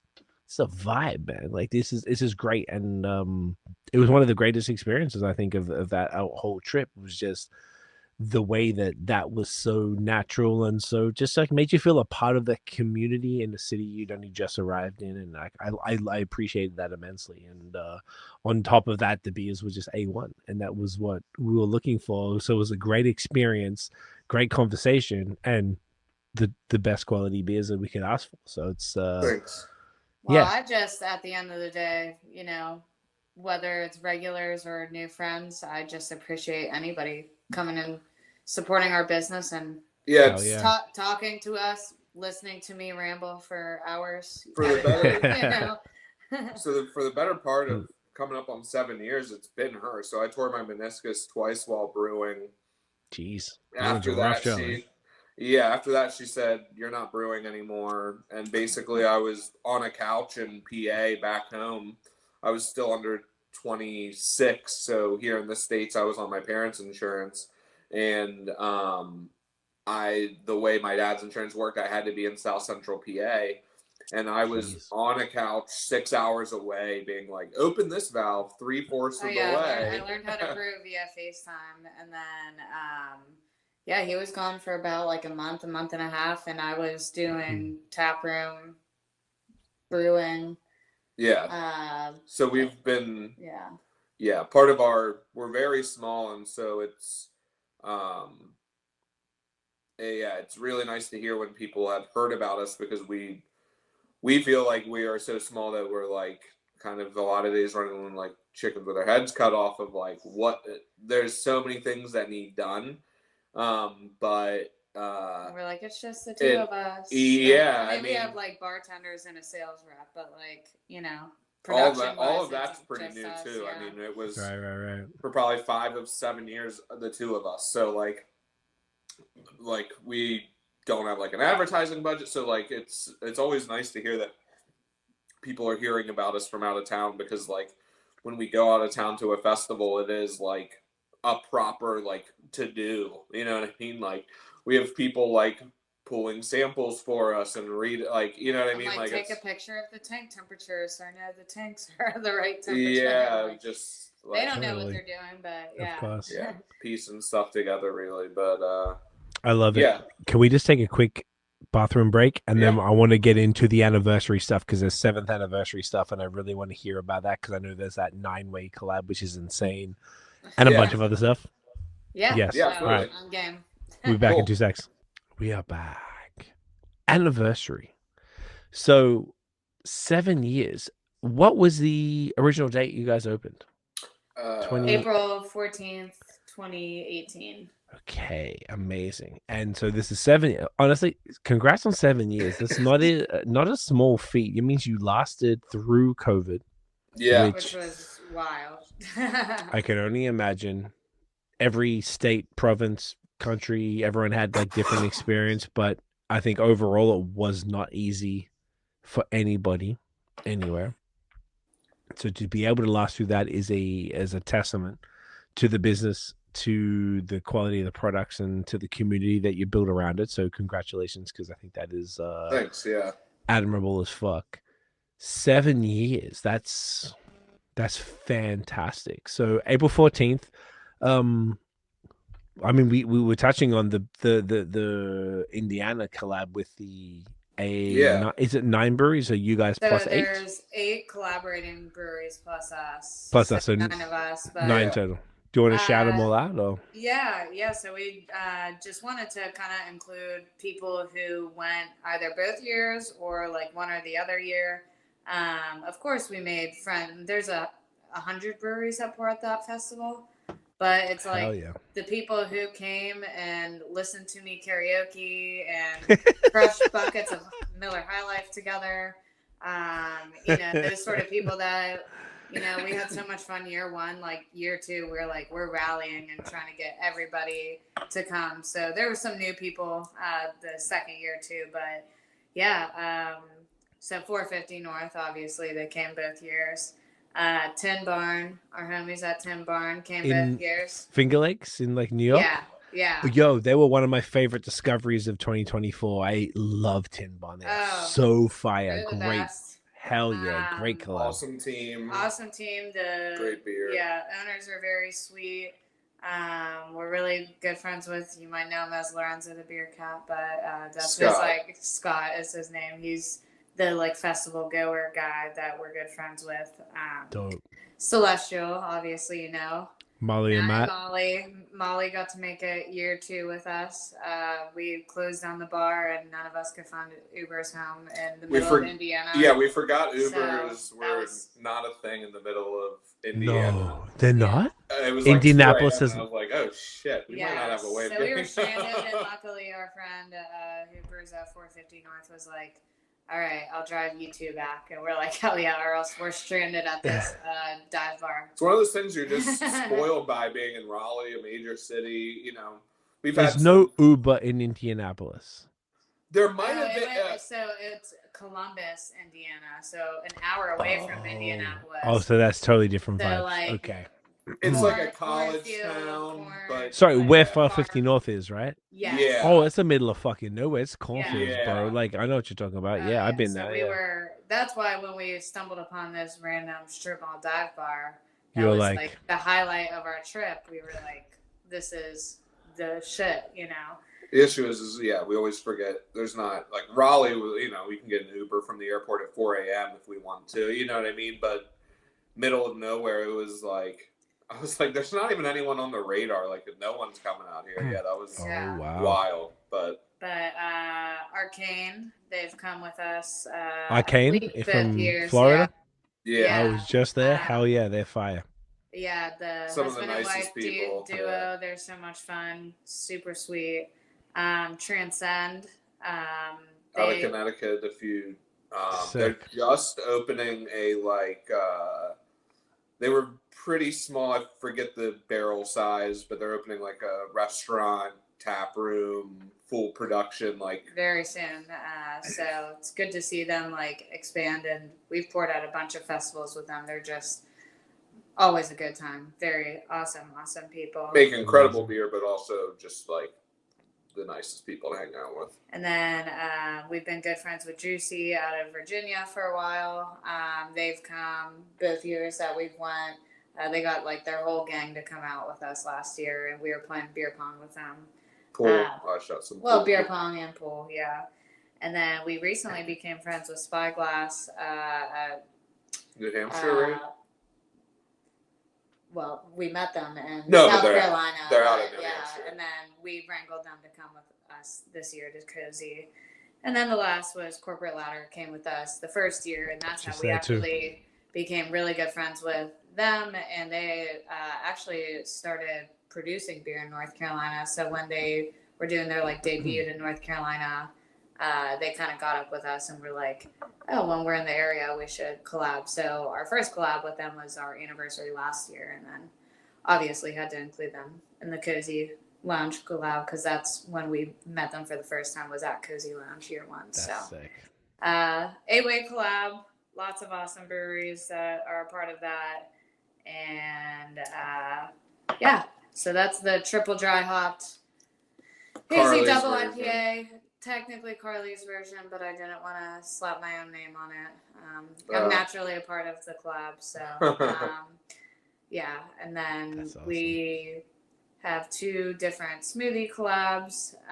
One is going to be with our good friend Eric at Fourscore, and then the other one is with 2 of our hometown really good friends, Yaw Brewing out of like Hershey, Mount Joy area, Pennsylvania. And then some of our like best friends in the industry from Nick's hometown, Prototype Brewing. So those are all the smoothies. And then, and then we have even more IPAs. Then we have more IPAs. I mentioned it with Ouzel Finch. Yeah, Ouzel Finch we're out doing of Virginia. one with. And then we are doing with our Pittsburgh friends. I think I mentioned maybe you swinging by. I don't know if you stopped by Coven in Pittsburgh. You did, and that was top of my list. And it was just where they were. I didn't want to drive because I get that. Yeah, especially so they were if you're like in the Strip or downtown or something like that. We're in the Strip. Like, yeah. He was out of Triple Crossing, right? Yeah. Yeah, he brewed Triple Crossing beforehand. Yeah, he's made one of our favorite breweries in Pittsburgh. But yeah, super awesome guy. We have a lot of like Pittsburgh connections. We didn't know until after we met him at a random beer festival in Erie, and we're like, wait, we know all the same people. So that's awesome. He's a homie, and super excited to do a collab with him too. So lots and lots of collabs. Every year we try to outdo the collabs from the year before. So we're super excited about that. And then, of course, there's like some Funguys originals. We always do like a sour IPA and then some sour IPA fruited. Like it's almost like a hybrid of like the sour IPA and smoothie sours. Gotcha. So it's like sour IPA based. We kettle sour an IPA basically to 3.5, which is like the sweet spot for wine. And then we take that's our sour IPA, and then we take some like 2 barrels off of each and do a fusion. So it's a smoothie treatment on our sour IPA base, and somewhere kind of a little bit thicker than maybe the Hudson Valley sour IPA range, but also like a little bit closer to what we do for our smoothies, but not quite that amount of fruit. Gotcha. So it's basically what you're drinking now with like maybe a slight hoppy, citrusy or flavor. So like if you like an IPA and you like a sour, it's like literally, I wasn't even trying to do pun intended, but we call it our fusion series. It's a perfect fusion of our 2 best sellers, which is our smoothie sours and our IPAs. So just something we've done now for probably like 6 years. 6 years. And it's just, again, that like, we just like to play with stuff, not take anything too seriously. Wanted to do this sour IPA, and then like the idea of kind of making it an amalgam of everything we do. And yeah, we just again, it's one of those we don't make a lot of it, but it's just to us, it's part of our core is just playing around with stuff like that, and people look forward to it because it's the only time of year we do it. So it's not always on the tap list. People know at the anniversary they're going to get the one sour IPA of the year and the couple of fusions of the year. So whether people like it or not, we're bringing it back. People do really like them though. It's just something very weird and different that we love to do every year. Niche of a niche of a niche. It's one of those like, hey, if you know, you know. Yeah, that's what it is. that's what beer's all about, no? Exactly. Of course. So that's a quick glimpse into the 7th anniversary bangers. Yeah. I love that you're doing so many collabs. I think that's like I don't know, it's almost like the hallmark of a fun large drop. Is that how many beers? That's 7 beers? 7 for 7 years? Or is it more? I lost count. Total, I think it's 13 beers we have coming. Oh, 13. Oh, fuck. Yeah. Okay. Every year I make her life hell for about 2 weeks leading up to the anniversary. And I always That's why when he's like, "Oh, we'll do the blueberry cannoli," I almost made a face like, "Yeah, we'll see if the blueberry." That wasn't in the happens. plans, but I'm We'll slowly. I kind of want that blueberry cannoli right now. We'll see. Yeah. Yeah.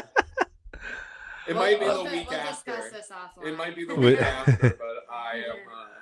We have high hopes. I'm constantly pushing ourselves, and much to her chagrin, I think that it was something that I had brought up loosely like a month ago, and I turned it down pretty fast. And now it's already basically happening. So it's like, I mean, it's almost like kind of for an anniversary in a time where beer is in a weird place where it's like, let's celebrate beer, and if for the people who are interested, let's give them what they want. It's oh yeah, 100%. The way we see it is, if you have one day a year, you want to go out, try a lot of fun stuff. It might not be, maybe you're not drinking as much craft beer as you used to. This is your day. This is your excuse. Yeah, we basically Middle of strip April. almost all the taps. We'll keep like 1 or 2 like light crispies on, and then everything else is brand ass new. So like, you're going to come in and know that you could get 15 new beers. If you have one day a year, you want to come in and try something weird. Sick. We have everything. We have these weird shakes that are essentially down here. Cookout is this popular. He tried my favorite part when he was here. Oh, yeah. That shit was chunky they're as all fuck. based I'd never off had of- anything like it. Yeah, they're basically just based off of like alcoholic cookout shakes and these weird flavor combos. And honestly, it's one of those things that I'm just like, anything we have that's interesting, I'm like, what if that was alcoholic? You know what I mean? Like, we just love to kind of play around with stuff. And so, definitely if you were ever to come pick one day a year to come to Funguys, this would be the one, because we're going to have some like really awesome collabs and great beers, but also just like, if you want to come talk to everyone who's involved, we're all there that day. We're all behind the bar that day. We're all behind the bar. My sister comes down. One of my college best friends comes down, and it's all hands on deck. And basically, the hardest part is getting everyone on the right vibe, because it is always chaos. There's 14 beers. There's no way that's going to go, normal. But that's the one day that we kind of let it all out there, and really kind of see what we can come up with and what kind of crazy concoctions we can come up with this year. A lot of our favorite beers have come out of that, just kind of series of anniversary beers. And that's always January 1st until August or April 14th. Every year is always like what we just consider the beginning of like that. That's our, big start to the year. And then the rest kind of falls in underneath that. But the anniversary is hundreds of hours of planning and just this, that, and the other. And what hops can we get? 9 hours of craziness. That day. Yeah, the anniversary, and then the day after is always a big celebration on our end too of just let's get brunch and drink a lot. and honestly we're It's usually what it is. we're so small that it's like it really does feel like a proper celebration of like people that even if they're not really drinking much anymore, just with the times, they come out and it's just like it's a proper party. So yeah, we really looking forward to it. Yeah. 2.5 weeks. 2.5 weeks from when we're filming. So April 4th, this will come out before then. So April 14th, get down to Raleigh. How can people get the beer? Say if they're not in Raleigh, how can people get any of the anniversary beers or any Funguys beers, period? So obviously we're talking a lot about distro. So what's the general situation there? So distro is pretty much we're we have we're in North Carolina, mostly in the Triangle. What's the Triangle? Excuse my ignorance. No. Raleigh, Durham, Chapel Hill. Raleigh, Durham, Chapel Hill. Chapel Hill. So do you guys know Little Brother, the rap group? Say that again. Do you know the rap group Little Brother? No, but there's a brewery out here called Little Brother, and now I'm wondering if they're named after them. I wonder if it is. Do you know Fonte, the rapper? No, okay. He's my second favorite rapper of all time. He's from Durham, North Carolina. Okay. And I only chose to go to Raleigh because you guys and Burial were there. So I was like, well, I'm more there. But Fonte's been my favorite rapper since like 2002. Oh, really? So it's like, and I was I knew they did a collab with a brewery in Durham, but like they're relatively big. Little Brother were pretty big, but like 20 years ago. Okay. It's like more like old school rap shit. Yeah. But I was always wondering if there was like a tie-in with all of that. But I haven't heard of Chapel Hill, but like what did you call it? A triangle? The triangle. Yeah. So there's just like these. They call it like the research triangle, but it's also just like where they are directionally, I guess, kind of in a triangle. Yeah, there's just makes sense. Three. There's different places like Tri-Cities, they call themselves. Somewhere in New York, there's one up here. It does that shit too. Yeah. I totally get it. Our tap room's always the best place to come. Okay. If you're in the North Carolina area, your local bottle shop probably has some, but if not, just reach out to our website. You're going to reach me directly, so I'll be able to point you in the right area. If there's no shipping, right? Like as you were saying earlier, there's no legal nationwide shipping. But across North Carolina, our website, you can do that. You can ship? Okay. Yeah. But there's always a local in the area who might hook you up. I was going to say, that's usually the way to go. The right group. Yeah, if you want something like that's a non-Funguys affiliate. Yeah, there's of always... course, some dude who's a fan who can hook you up in exchange for some other shit. Yeah, exactly. There's always a... Tradesies. But not on our behalf. Absolutely not at all. Funguys is not included. Not affiliated. Yeah. Yes, reach out to our website. We always kind of are checking that. We reserve beer, all that other kind of stuff. Make sure people who are coming into town can get a little bit of what they were looking for and all that other kind of good stuff. I love that. And it's I know it's always like the biggest question, right? With craft beer is like, how can I get it? I live in X place. Can I? Yeah. And it's always like the toughest thing. And it's kind of the best advice I can give is just go down there. Yeah. And that's how we got to see you guys and got to experience it. And it's kind of like part of the fun is to go for that trip and see. And look, North Carolina, we were talking off air in the beginning, to be honest, but North Carolina is such a beautiful place. Like I haven't been to Durham, but Raleigh was amazing. Charlotte's a couple hours away. There's some killer shit out there. And another couple hours from there is Asheville. So there's, even just within that little kind of like straight line, there's some of the best breweries arguably in the country. It's incredible and incredibly underrated. The nice thing about North Carolina is even the little cities in between now have a really great brewery. Like I can tell you, these tiny little towns are Friends of Forgotten Roads, lesser known, like these little towns that you're like, I've heard of lesser known. Yeah, Winston-Salem, middle of Winston-Salem. Miss Sorum just went out. No, who went out there? Burial just went. When I was going to Burial in Asheville, I tagged them. They were like, "Hey, you should have told her." I was like, "Oh, you there tomorrow?" And they're like, "No, we're in Winston-Salem at Lesser Notes." Yeah. So I hadn't heard of them. I was like, "Oh," I looked them up. I'm like, "Oh, that looks killer."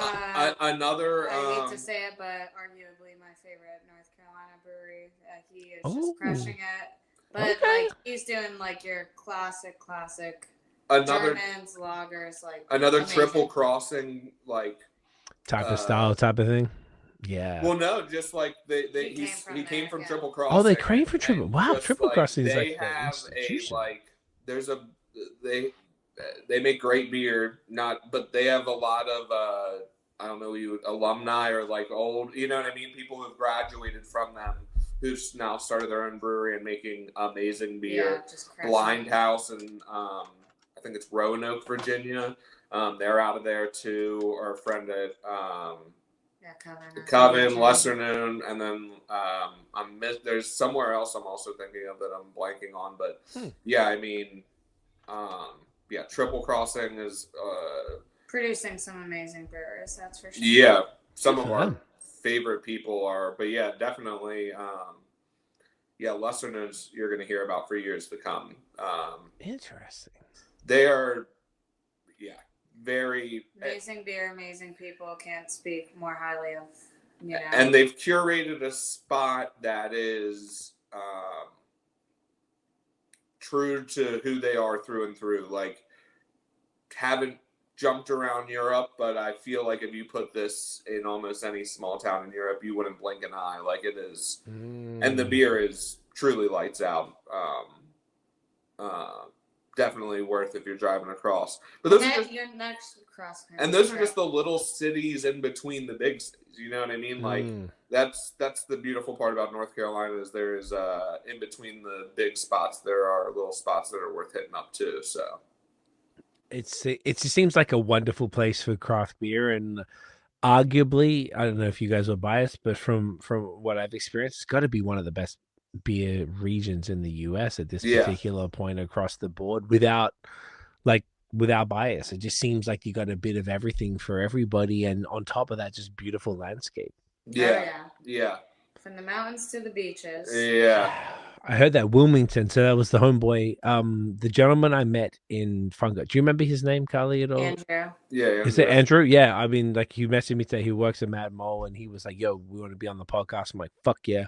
And we met a dude at Wicked Weed in Asheville, and he thought we were American. I was like, "No, we're from Canada." But he was like, he was from Wilmington, North Carolina, and was telling us how fire it is, and he knew Mad Mole too. So I was like, "Oh, okay, fuck."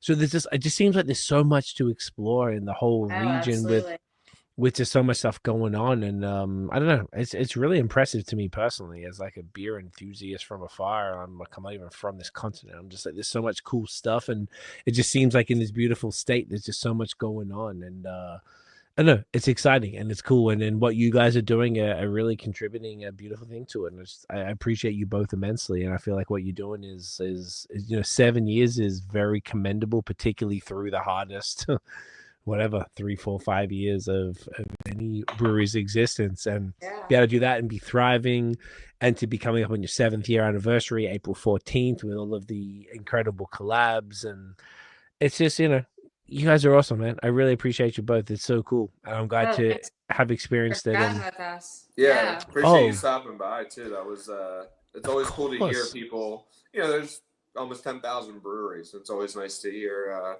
someone recommended you out of all of the other ones. Yeah, especially not even from our country. Yeah. There too, which is wild. So always cool to hear. That's awesome. Yes, and it was completely worth it. And I don't know, for me, I'm just happy to be here and to go through and to go down to Florida and then to plan the stops accordingly. It was, once again, honestly, I'm not bullshitting. Like, it was planned between. I knew there was a burial there, and I've been to burial in Asheville, and I'm a fan, and I've been ordering since. And I was like, oh, well, Funguys is there, and my boy Will, who I very much respect his palate. He's everything I've ever drank. He's always drank. Every time I go to check into it on Untapped, he's already fucking had it. So I was like, all right, well, he knows what I like. So I was like, all right, if he's excited, I'm excited, and I felt like he just really delivered. I just I appreciate you guys immensely for taking the time to do this as well. And yes, it was a fantastic experience, and I couldn't highly recommend you guys enough. And Thank you.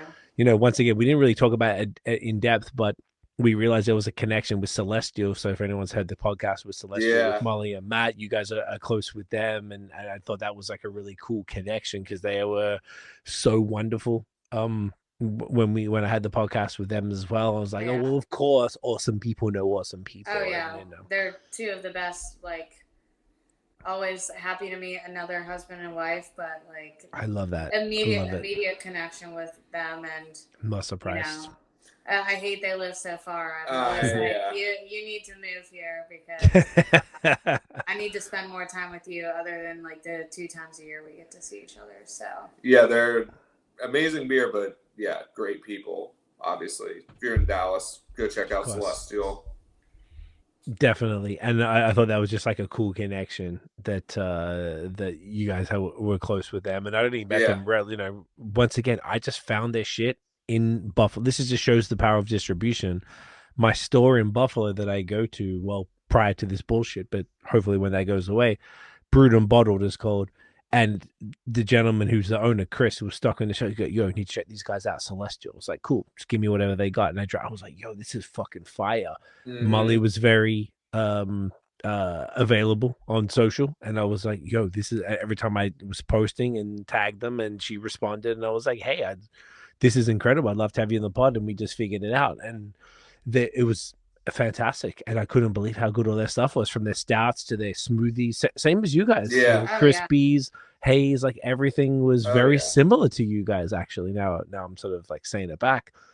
And we're doing a collab. Celestial's doing one of the collabs for our anniversary. Because we had, and it's just it was so cool to know that the cool people know the cool people, and I find that's and it seems we want to be friends with them. If Matt didn't point out Nick at a beer festival, he's like, I think I went to beer school with that guy. And you're like, the 2 of them went to beer school together, and I'm like, how did you pick him out of a crowd and remember? Because Nick is terrible at face it. I mean, he eventually remembered him, but like, I was the only one in the class without a beard, so I felt very intimidated. I was, I think, 23. Yeah, you were young. 23. I still can't grow a beard, but you know, 10 years ago, I believe in you, Matt. I believe in you. I was very intimidated by the beer class, and it was a nice connection later. But yeah, he's they are, those 2 are really doing very similar to what we're doing, and again, family oriented. Her sister is, I think, the tap room manager, and like it very much what we want to do, like very keeping it in the family. That mom and pop vibe. Exactly. I think that's really important. Guys, honestly, this was amazing. We hit 4 hours, by the way. This is that's wild. I could talk beer all day. So I know. I appreciate you both for hanging out on a Tuesday night as well, which is abnormal probably for both of us. But this was fantastic. Guys, thank you so much for your time. Where can everybody find Funguys online and in real life? Where's all the the website, the social, all that? Just Funguys Brewing on Instagram, Facebook. Website is just funguysbrewing.com. Yep. Again, if you're looking for our beer, you can always drop us a line. Again, pretty much only distributed in North Carolina. We ship throughout North Carolina. Visit us in the tap room. Or, like I said, you might be lucky to find a local who could maybe send you some goodies if you would like to trade these. But thanks again for having us on, guys. Thank you so much. This has been a pleasure. Stick around. I'm going to wrap this up. We'll finish up off air. But guys, thank you both so much for hanging out, including Daisy as well, because she has to come say bye to everyone. It doesn't really beat. There's nothing better than a pup. Oh, oh my goodness, stop it. She said you woke me up for my nap. I love it. I'm sorry, Daisy. I'm sorry. I know it's late. She's chilling. She's trying to have a rage. Guys, thank you so much for watching and listening. If you enjoyed the episode, smash the thumbs up, hit subscribe below, hit that notification bell so you know when the new drops. Follow us everywhere at BAOS Podcast, of course, at Funguys Brewing everywhere. Check us out, long form audio, Spotify, Apple Podcast. Give us 5 stars, not for me. Fuck me. Give it for Kali and Nick for just delivering an incredible conversation for 4 hours from North Carolina. That's what the fuck it is, guys. This was super fun. We appreciate y'all. We'll see you in the next one. Cheers, y'all. Bye.